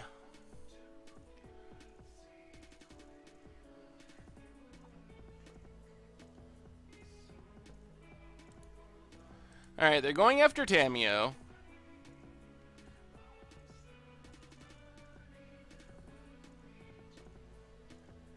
Is it worth chumping to keep Tamiyo? All Tamiyo could do is +2. Alright, we just gotta let it go. So Tamiyo down. We do get to take down Jace.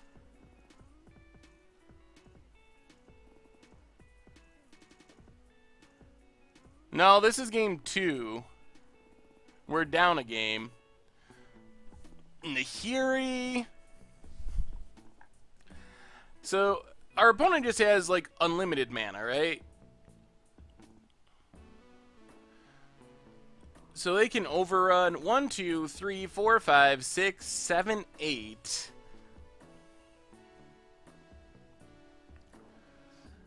9, 10, 11, 12, 13, 14, 15, 16.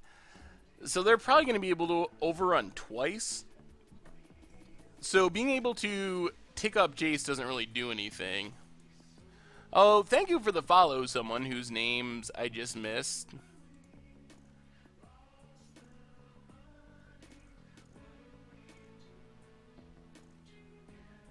Yeah, I guess we just minus Jace and hope. Worship would also be interesting. Oh! Oh! Does this do it?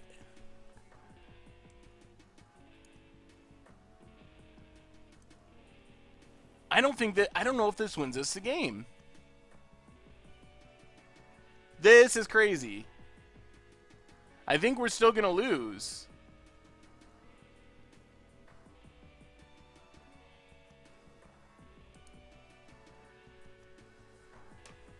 We have enough mana, but I don't think this saves us.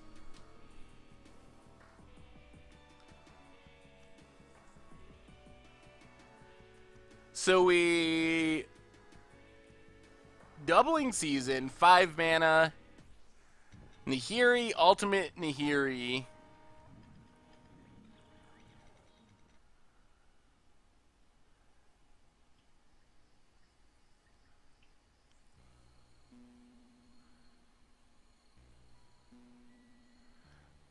Well, we don't get an extra turn here.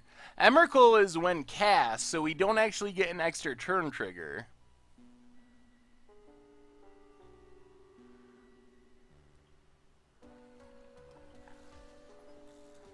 So Westville Abbey... yeah, I mean, we will try it. What other options do we have? So if we do it, say our opponent just sacks all the lands, sacks Phyrexian Revoker, and sacks a 1/1. They tap Archdruid.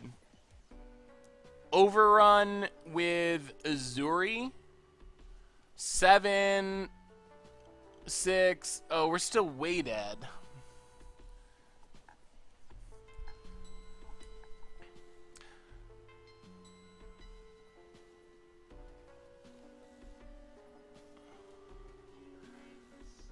Nahiri Archdruid were still super dead. Because they would have 1, 2, 3, 4, 5, 6, 7, 8. They could still overrun twice, so all their elves are just going to be super big. Our only actual play to possibly win is probably sack Horizon Canopy. And hope that we...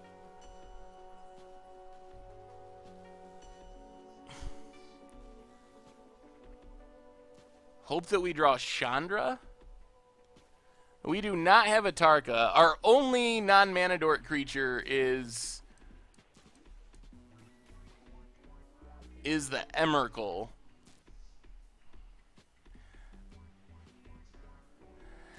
We lose, though. Nahiri Exile Archdruid is still over. We're still dead. They overrun twice. So these are each going to be like 6, 7 damage. 14, 21, 28, 35. Even with gaining from Ormondal, we're dead.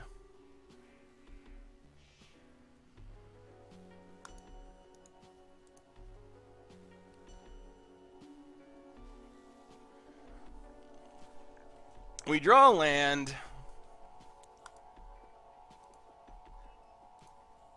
I mean, we'll do it on the way out the door for fun, but unless our opponent punts, which isn't impossible, then it's not going to matter. Our opponent just has, because of Azuri, they just have so much mana. But it's possible our opponent somehow misplays.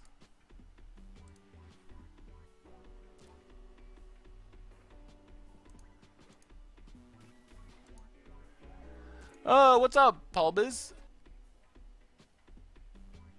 Yeah, the problem is that Azuri is just so much mana that they have so much mana in the Azuri that the overrun is just going to get us.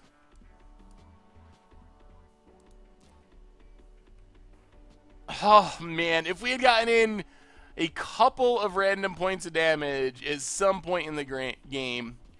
Green, thank you for the follow. Yeah, I think our opponent just sacks... they sack all their lands, token, and a random elf. They're going to keep the Nykthos. Yeah. So they played correctly. Well, we started off 0-2, and then things have kind of went downhill from here.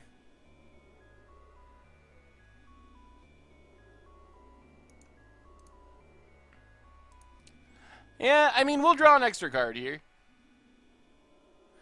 So far, we're 2-2. We started off 2-0, lost a... Yeah, we would have drawn a Forest. Started off 2-2, lost a heartbreaking match to Jund, which we probably should not have lost. And then just lost to Elves, which is a legit bad matchup for our deck. Oh, yeah, I guess we shuffled, so...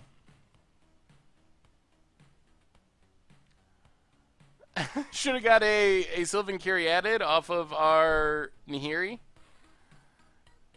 What's worse, Bat Company or Burn?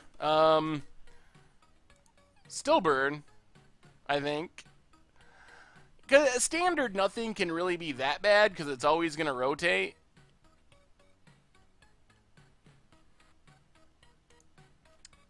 We've played all top tier decks, actually. Or pretty close to it.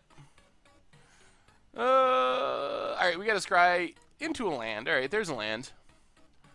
So now we need one more land, and this hand kind of has everything we want. Worlds starts tomorrow? Or not tomorrow, the next day. I have not heard anything about a new season of CSL. Alright, let's crack this, get a forest.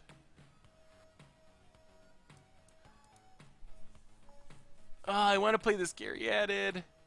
Alright, Wooded Fields, crack it, get a forest. This is risky because of our mana situation. If we just happen to draw another forest, things are bad. Yeah, I haven't heard. I wouldn't be surprised if there was another season, but I haven't heard confirmation of that.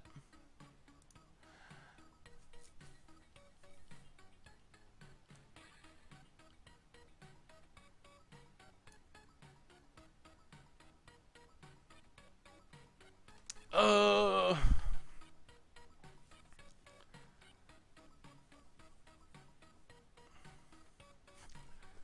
Alright, let's just untap land down to 12, which is painful. Slam into Nahiri.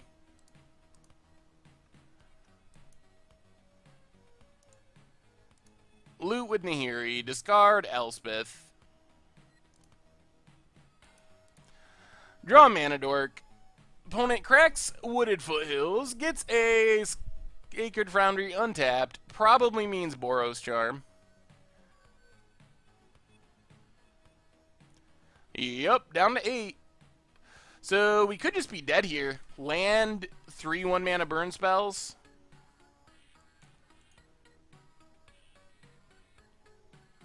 Really? Really? Main deck Molten Rain? Is that a thing Burn is doing now?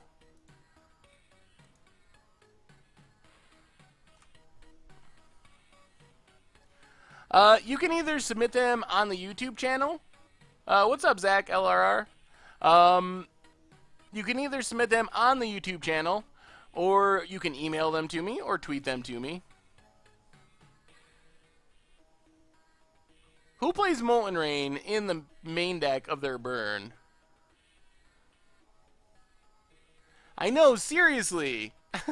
Seriously, everyone's on land death. How do we even do this?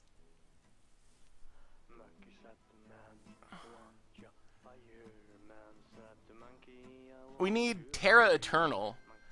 If I built this deck again, main deck Terra Eternal.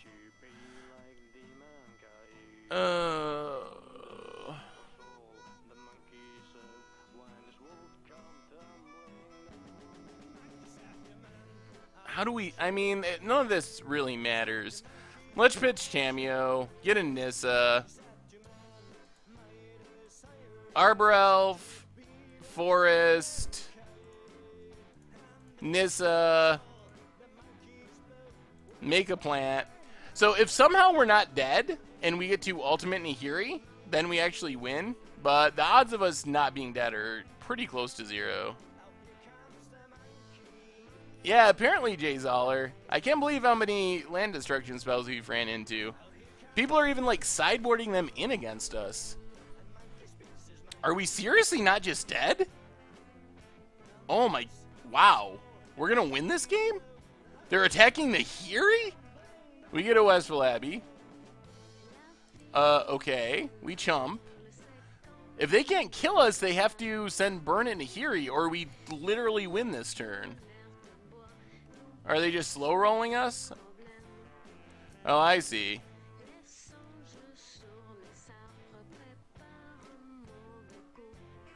Wow, that is going after Nahiri.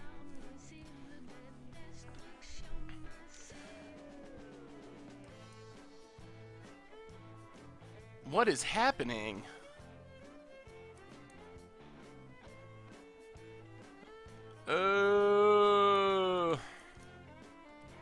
It would be fun to punish our opponent for trolling. Let's take up Nahiri. Discard Doubling Season.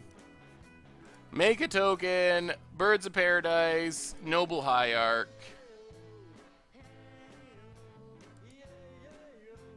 Pass the turn.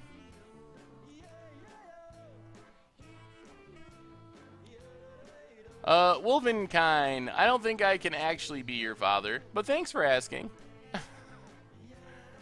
Opponent attacks with Goblin Guide. We get a Windswept Heath. We block.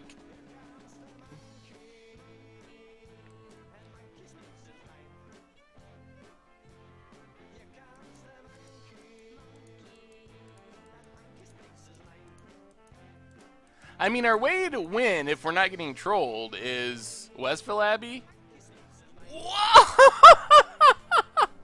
We're so gonna win this game. Oh, their first Molten Rain was great. Oh, they weren't trolling us. Their hand is just horrible.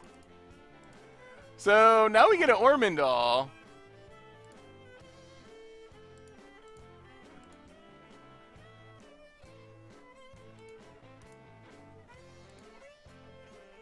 And this should do it.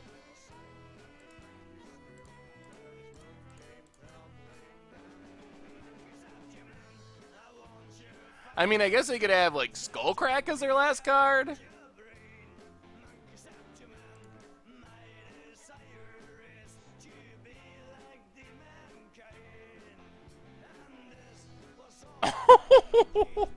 I thought we were so dead.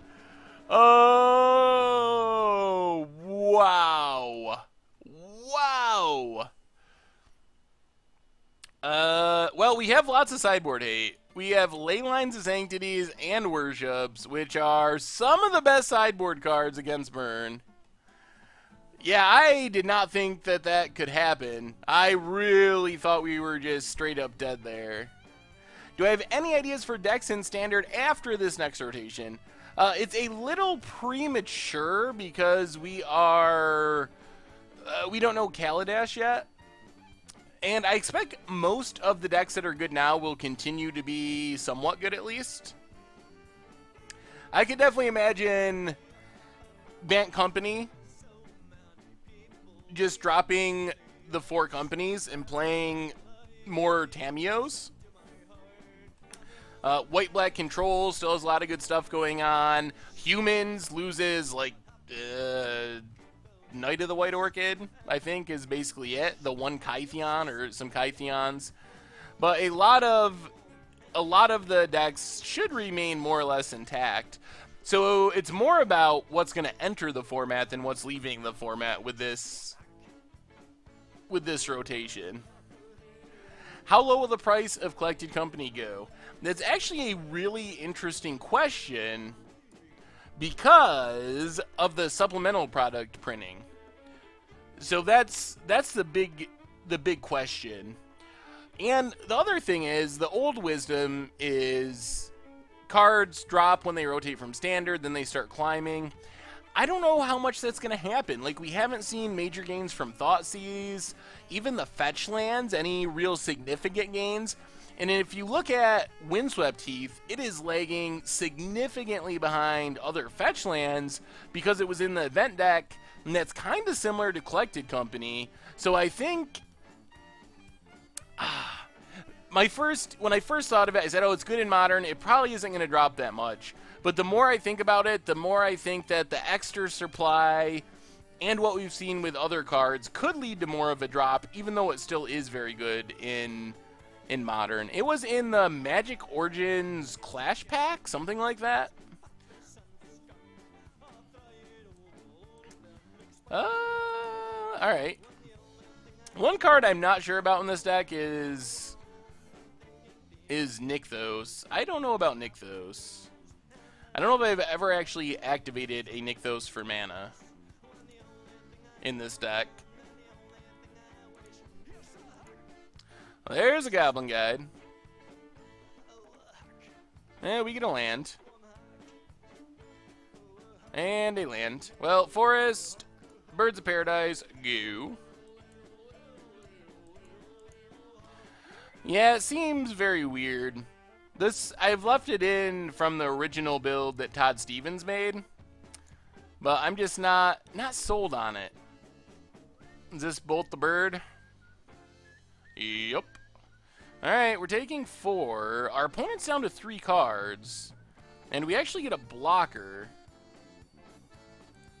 in Sylvan Caryatid. Pass the turn. Opponent goes attacking. We get Xenagos on top.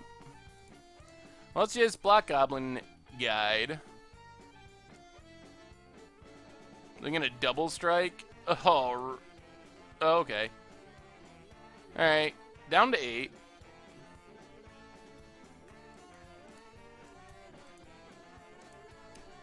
I don't think we can shock ourselves. Let's just pass. When you have Nykthos, Reflecting Pool on board and no permanents, does Reflecting Pool ever tap for mana? Oh god. Searing Blaze is pretty bad for us. Arbor Elf on top. Down to 5.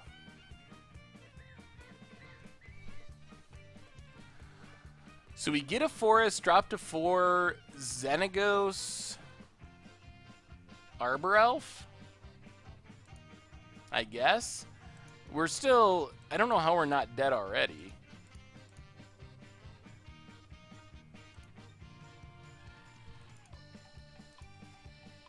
Oh, sorry, I got distracted by the game of Magic. Yes, Reflecting Pool basically looks at the potentiality of a land to make mana. So because it could produce mana of any color, then Reflecting Pool will produce mana of any color. So that's what you're looking for, is basically the possibility of making mana of any color, even if it can't theoretically do it. Yeah, that used to be like Cruel Control. That was the mana base in that deck when it was in Standard. Reflecting Pools, tons of the Vivid lands. And basically you just had crazy mana all the time. The downside is Vivid lands come into play tapped, which is kind of annoying. This deck could use, like, Feed the Clan or something. Some sort of something to actually give us mana.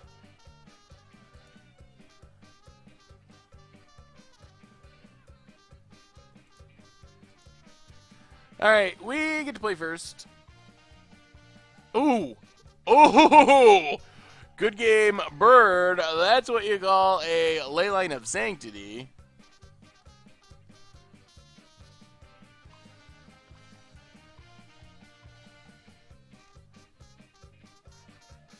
I don't know this MTGO name. It could be Namsung Wook. I really don't know. What are my thoughts on the crazy price of Foil Kaya? I think people are hyped about the first alt art printing thing. Whether it can actually stick, I don't know. The first conspiracy foils are still absurdly expensive. I mean, I'll say good game in that sense, but I won't say it to my opponent because I don't like how it comes across. But saying it to myself, and I guess to all of you because you're technically on stream. What's up, Richard? Alright, Forest. Well, Sylvan Carry added. This hand is actually looking up. Arid Mesa.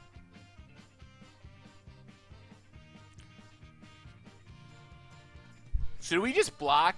Is our opponent going to, like, double bolt themselves to pump their Swift Spear and kill our carry added? Is there any way this can go wrong? Actually, Restore Balance was the very first budget deck I ever built on Budget Magic.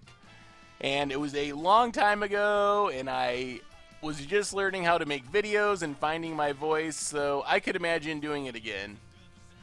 Ugh. Yeah, I guess Boros Charm Double Strike. Alright, let's just take it. What are we going to take? 2? 4 if they have Boros Charm Double Strike? And then we get to start making endless chump blockers with Xenagos. Alright, there's Boros Charm, double strike mode. So we're down to 14. Oh, well that's even easier. Since we drew Nahiri, let's just Nahiri and get rid of the Swift Spear. Because if we keep creatures off the battlefield, it's going to be really hard for us to lose. What about Collective Brutality hitting $5? It's been shooting up in price because it's actually been seeing some modern play. This is game... What is this, chat? I actually don't know off the top of my head. I can't remember. I think it's game 3, right?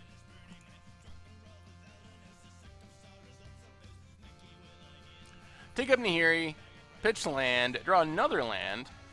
Well, Township, might as well Oath of Nissa. Keep an Oath.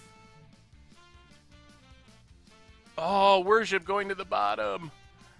I guess we just take Gideon.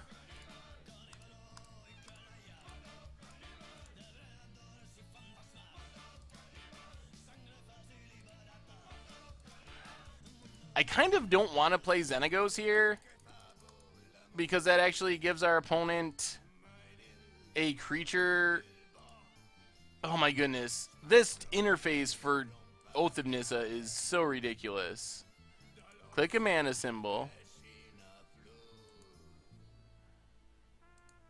Oh, Moto. How did it do, Richard? Did they beat you?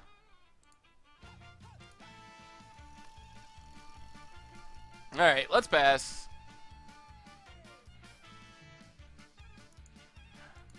Yeah, we just we just lost a game where we could have where we did Nahiri and Emrakul. But it was against Elves and they had a million creatures on board. Alright, let's tick up. Discard, Caryatid, get a Birds, tick up Tamiyo.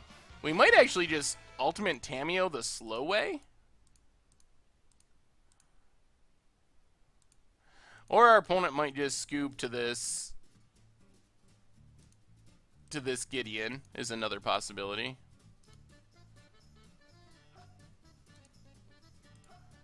I guess we could win with Gideon, but it would be pretty sweet to ultimate Tamiyo.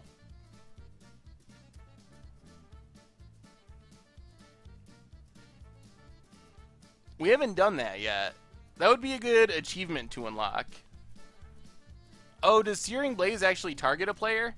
I was, for some reason, thinking it was like a Tarka's command.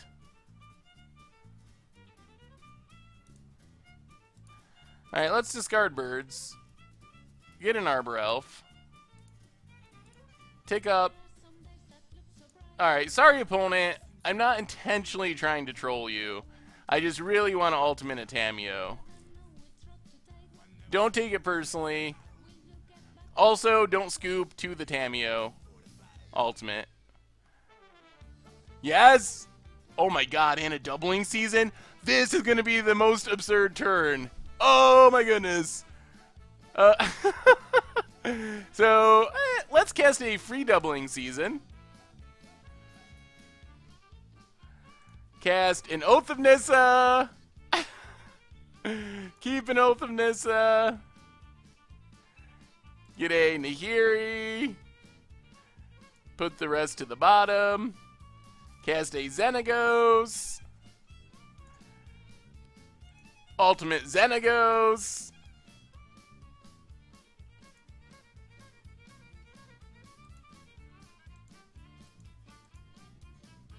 Get some stuff.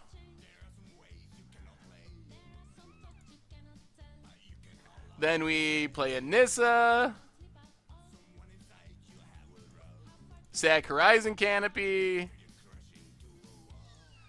Cast Noble Hierarch. Cast Arbor Elf. Take up Nahiri. Ah, another Arbor Elf. Alright, I guess we gotta finish him. Cast another Nahiri. Ultimate immediately. Thanks thanks to doubling season. Alright, we had our fun. That was a good turn. That was a pretty good turn, I think. and we hit for 16. Yeah, I can't believe our opponent didn't scoop. I would have scooped turns ago. Oh! Oh! You gotta be kidding me! No! No! Oh! Oh! Well, I guess. I guess. I guess we know why our opponent didn't scoop. We figured it out. Well, I guess we deserve it because we made our opponent sit through that. So that is that is fitting. That is fitting and karma, and we definitely deserved it. I don't think there's anything we can do about it either.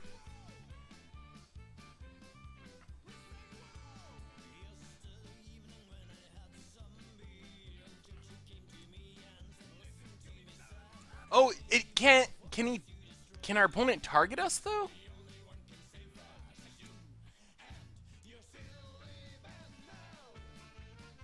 Oh, it's just to that Source's controller.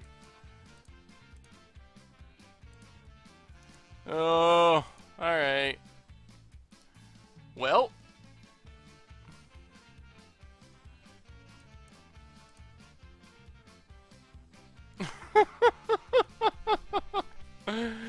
And that's... Oh, that's it. That's how it ends. Yeah. Oh. I've gotten flawless victories before, but I haven't had many flawless defeats.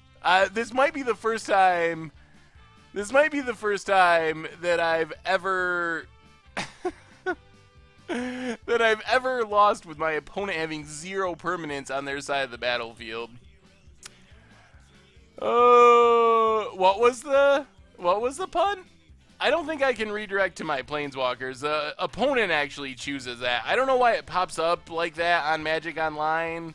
It's really odd, but you can't redirect to your own planeswalkers. Well, this is as good a time as any to remind you that if you're ever looking to see replays of streams, you can go to the MTG Goldfish Replay YouTube. So it's a good time for you to watch me do that again. Oh, so...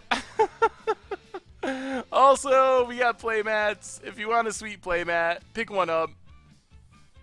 We also have t-shirts. It's a great way to support the site and the stream. Oh, that was... Oh... That was a good ending. I'm not even upset about that. So overall, we went 2-3. We started off 2-0. We lost that close one to John. See you, NASCAR Father. Thanks for hanging out. Oh yeah, we lost the one to John. Then we lost to something else after that, and then this. Oh, I was so sure we had it. Yes, we'll have to make a highlight. It was pretty good.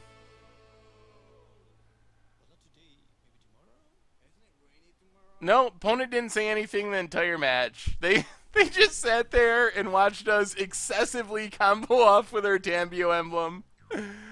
Going way further, because the thing is, we had a Nahiri at ultimate level on the battlefield the entire time. So we didn't really need to do any of that. We could have just ticked down the Nahiri at any time and and tried to kill our opponent. So we were obviously doing a lot of unnecessary stuff by going through that whole combo. So we did deserve it. I can't even feel bad about it. We deserved it. So we finished up 3-2, or 2-3 rather. But we were super close. The games we won, we just really decimated opponents. The games we lost, 2 of them were really close, and then Elves I don't think we can ever win.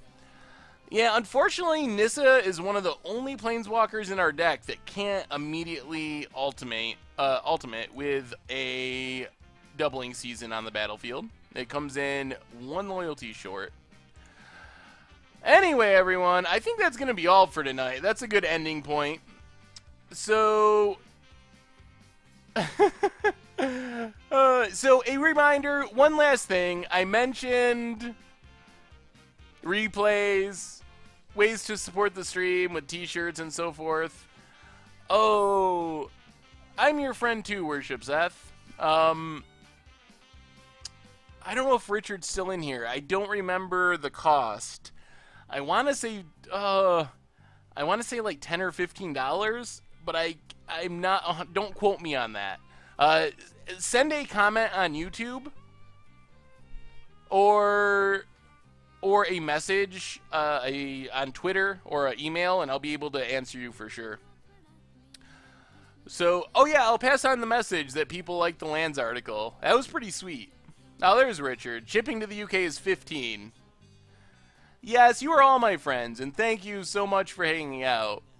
Well, thank you, Annihilator. I'm glad I'm glad you enjoyed it. It was fun to play. Oh, Momir. The people really want to do Momir. All right, we can since there's no stream on Thursday. Since there's no stream on Thursday because it is Worlds, we'll do one match of Momir to close out. So send me a challenge if you want a Momir. I don't think there's anyone on the waiting list, so first come, first serve for Momir. So one match of Momir to close things out. There's no Thursday stream because it's competing directly with Worlds. Sorry, Silo Murphy. You were beat out by a half a second by Lorenzo. Murphy, if you remind me, you can be at the top of the list next time we do Momir. So keep that in mind. Remind me that I told you that, and I will make sure you have priority next time if you're around. Let me just update the overlay. So Thursday, right at the time when we're streaming, is the standard portion of Worlds, and I just feel weird about competing directly with Worlds. Plus, I kind of want to watch Worlds because it's got a lot of awesome Magic players, and if it was the draft portion, I might be okay with it, but it's the constructed portion. So because of that, just one stream this week, and then next week we will be back to normal with the normal streaming schedule.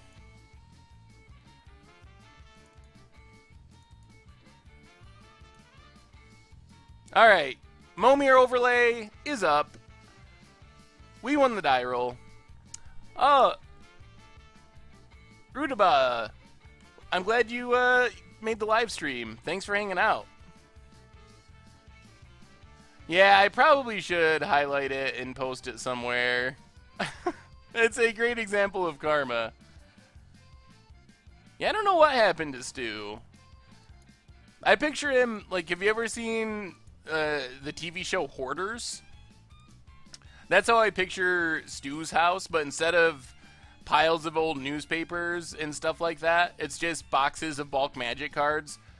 So there's probably a chance that like some of his bulk collapsed on him and he's just like buried under a pile of, I don't know, old Time Spiral commons. I should probably send him a message and make sure that didn't happen. That would be a rough way to go. Yeah, I actually updated my lands in Momir, so they're looking good today. So this format, you can see a lot of it with the avatar, and I think there's actually a command. Explain Momir will give you the general rules of the format. It's pretty random. Oh no, Benelish Trapper is actually pretty good. So basically, you get a random creature every turn of a accelerating converted mana cost, because you get to play an extra land. Your deck is all lands. and usually try to get up to 8 drops and start making big haymakers. Yeah, Homelands cards, those ones are killers. That would be a depressing way to die. If I was gonna die under, that's a good question. Kind of like Desert Island CDs. If you had to be crushed to death by a box full of a set of Magic cards, what set would it be?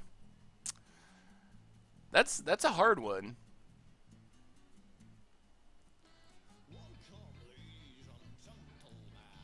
And ooh, Foul Emissary. Actually horrible. Just just a 1/1. No creatures to reveal from the deck. No unhinged. That's a very good answer, actually.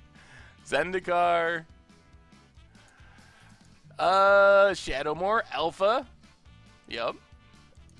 Portal Second Age. The beatdown box set. Deckmaster with the foil Necropotence. I don't know. We've never played other versions of Momir, like Mojo or whatever it is, the Joria one. Never actually played it, but Black Wolf Plays. Thank you for the follow. Oh, we get a Guardian Seraph, which actually isn't bad. It's flying, and it kind of keeps us from dying, which is a good thing.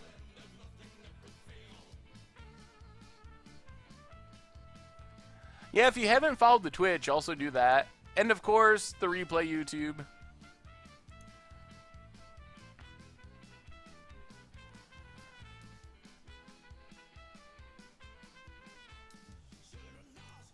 Alright. Pestered.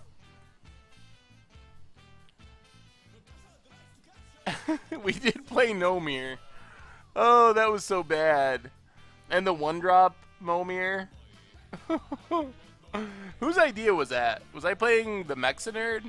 Someone had that idea, and it was a pretty bad idea.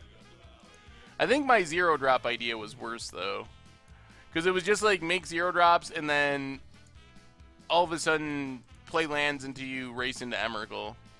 See you, Richard. Have a good night. Kyle, thank you for the follow. Opponent's going into a tap-down mode. I do have specific music tastes, but they are pretty varied. I don't listen to very much music that's really on the radio, for the most part. Some of my favorite bands, and my music on the stream is limited, I've explained this before, but by the fact that you can't really use copywritten music, or YouTube gets mad, or your videos get muted. But if I had just my choice, some of my favorite bands to listen to include Wilco, Ween, Velvet Underground, a bunch of various indie rock stuff, some older different bands. Queen of the Stone Age, reasonable. Not on my like top list, but decent. Lately, I've been on a Ween kick for a while now, but lately Ween and Wilco have been the bands that I've listened to most heavily. What Planeswalker do I most want to hug? I think Tibalt. Tibalt looks like he could use a hug. After just how much crap poor Tibalt has taken over his entire life, I would give Tibalt a hug. The original Nissa is... No, Ween. W-E-E-N. The original Nissa is expensive because there's not much supply of Zendikar, and there hasn't been any real mass reprintings. I think it was like in a... what is that? Weird intro deck or something. So the supply is low, and it's pretty popular. Like, Elf Tribal is a popular thing that people actually like. So I think it's a combination of being popular in Tribal and Incurable use. Popular in Elf Tribal, in Casual, and having relatively low supply. Man, this leech cycle, I think if I was ever going to write an article ranking the worst cycles of all time, then the Jade, or not the, is it the Jade? Yeah, no, Leech cycle. Ruby Leech, Jade Leech, etc., Sapphire Leech, has to be on the list of the worst cycles ever created in the entire history of Magic. My favorite Planeswalker of all time is Venser Shaper Savant. Yeah, Jade Leech is alright, although in the time past, there's plenty of 5/5s for 4 that actually have upside instead of making all of your spells cost more. So it looks pretty bad by current standard when, like, Deadbridge Goliath is like a 5/5 for 4 that has Scavenge and so forth. Venser is at the top of my Planeswalker list. For some reason, it's not even that competitive of a card, but I just really like it. I like blinking things. I think that's why I like the value. I think most of my experiences with Venser have been cube drafting, and you can do some really fun things in cube with Venser. Blinking it, blinking Shriek Maws and Mole Drifters and so forth. It's just really sweet. Fram, thank you for the follow. Well, usually I try to only play mountains and swamps because the best activated abilities are usually mountains and swamps. Actually, if I had hit this Benelish Trapper, I would have played a plains, but I would not have played off curve all game to tap something. I would have been tapping out every turn to make a creature, because that's really the best thing you can do in Momir, I think, is just tap out every turn. So most of the really good abilities, and like this one is a pretty good one, actually just straight up killing something is pretty solid, are in black and red. Plus, then you don't get hit by... oh, sorry. Famboisa Matsuri? I wasn't trying to offend you. That's just a complicated one. I gave up after the Fram. Alright, we finally get to 8 drops. Can you get Draft Matters cards from Conspiracy in this format? Unfortunately, Conspiracy is not online, period. Hopefully, they've kind of hinted that they will be releasing it online, but so far, no Conspiracy on Magic Online, so we're just waiting.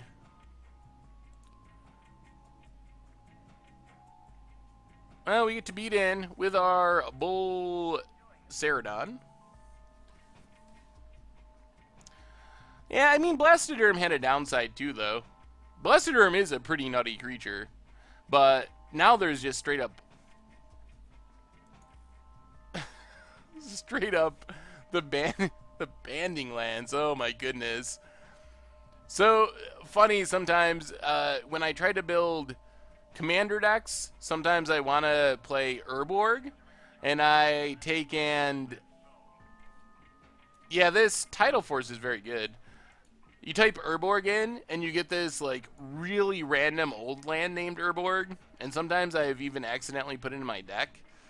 I can't remember what it does. It, like, target legendary creature does something inconsequential. Loses... I don't even know. Fear? Or intimidate or something? I remember that, damnation. Feels like a long time ago. Oh, well, thank you, Future. I'm glad you enjoy the commentary. Oh! There's the Bounce Leviathan. Also, Urborg Volcano. Target creature loses first strike or Swamp Walk. Yeah, that's good. I think there's a white one that, like, makes a creature lose banding. Those lands are so ridiculous. Uh, Chaos Draft. Jeez, that's a really good question. To win. See, my thoughts would be I would pick Alpha, but those boosters were so inconsistent, and apart from hitting like Power 9 or maybe a like Bolt or Swords or something at the lower rarity, those packs are horrible, and you probably open 7 basic lands or something. So it might be a Masters set. It might be the original Modern Masters. Might be my pick. I think as far as the most good draft playables, probably original Modern Masters. That's assuming that Modern Masters counts. If I had to pick a standard legal set, that's even harder. Oh, New Phyrexia is a very good suggestion. There was a lot of busted stuff. Yeah, New Phyrexia actually might be the right answer. Dismember, other Phyrexia mana stuff, Vapor Snake is decent, and then some of the rares are really powerful. Plus, there's some argument for going for a set that is heavily colorless. If that's going to literally be your first pack, because then you have a higher odds of getting something that will go in whatever deck you play. Like a Batter Skull or a Worm Coil. Whew. Very good. What happened, Menzo? Lorenzo? How hyped am I for Kaladesh? I am very hyped for Kaladesh. I think Kaladesh is going to be an awesome set. Super excited for it. I love artifact-based sets anyway. I just always have. I think it goes back to when I first started playing Magic. The person that taught me how to play Magic basically had like an old box of cards that they had for a few years. So I started playing, well, maybe not a few years, but basically the kind of like a box of cards in their parents' basement thing, and they got them, and it was a bunch of Mirrodin stuff. And so my first decks that I built were based around a lot of Mirrodin cards, a lot of artifact cards, and they were super janky and not good, but it was just so much fun. So I was really excited when Scars of Mirrodin came around, and I also love that. And then you have Kaladesh, which is the next true artifact set, so I'm very excited. Any guess on artifact reprints? I'm not expecting much as far as high-end reprints. I'm sure at lower rarities we'll get some random stuff, commons and uncommons, kind of like we got Terrarion this past set. But I would not be surprised if there were no rares or mythics that were reprinted. Conspiracy 2 is a really interesting choice. Fate Reforged. Ooh, Fate Reforged. So, what's the reasoning behind Fate Reforged? What is it that you're hoping to get in Fate Reforged? I think we might have lost Benzo, Lorenzo. We'll hang out a minute and see if Benzo comes back. Says that they lost connection.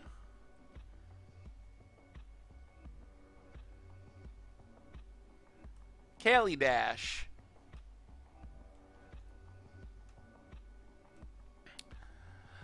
Yeah, I mean, Wizards has made it very clear that they don't feel comfortable just putting a ton of really strong rares in Standard.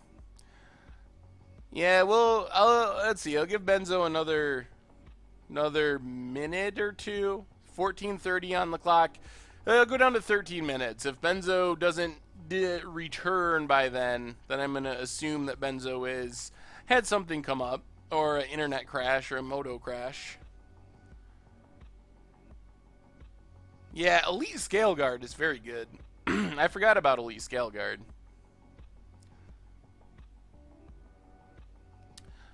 So we'd go from Coco decks to Aethervile decks. Ooh, Misty. That's a great pull. Am I a Dragon Lord? No. Not that I'm aware of. I mean, if you look at a percentage of rares in each set that are played in Modern, current Standard has some of the highest. Yeah, Oath of the Gatewatch, actually. The problem with Oath of the Gatewatch is, though, are you going to have the mana to cast the colorless spells, which are a lot of the spells that are heavily played in Modern. But on a power level, Oath of the Gatewatch is probably right up there. But I would worry about the mana, because if you're Chaos drafting, not all sets are built with the idea that you need colorless mana in mind. Actually, not hardly any sets are built with that in mind. So that would be a problem, I think, as you go through your draft. Like, yeah, you open Thought Knots and all this crazy stuff, but can you actually ever cast them? Alright, I think Benzo Lorenzo is out of here. Well, Benzo, thank you for the start of a game of Momir.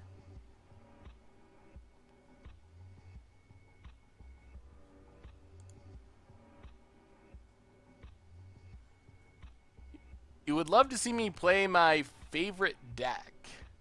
I don't even know what that is right now.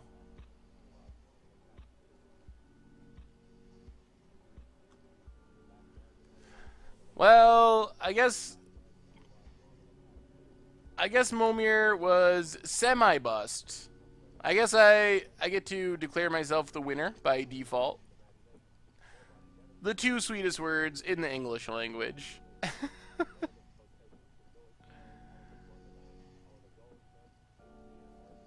Elacourt, thank you for the follow. Oh, alright everyone. I think that's going to wrap up our stream for today. It was awesome. I think I will probably not play Evolutionary Dredge tonight. Will I ever do Legacy Land set of videos? Maybe. So anyway, let's see. Against Odds coming out tomorrow. Got that video with Tomer talking Commander coming out tonight, I believe. No stream on Thursday. One more reminder. But check out the replay channel to watch me get wrecked by Deflecting Palm again and again. And we still got playmats.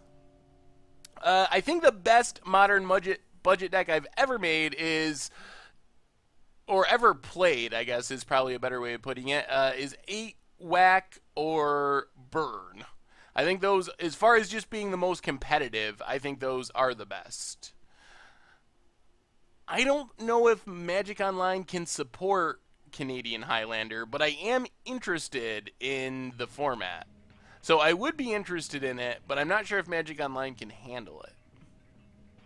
So, alright. Anyway, look for those videos and stuff coming up. Enjoy Worlds this weekend. Friday, we have some awesome spoilers coming up. Not us, but this weekend at PAX, we're going to have Kaladesh spoilers, so watch for that as well. We'll be back with another stream Thursday, and I will talk to you soon. Thank you, everyone. Have a awesome night.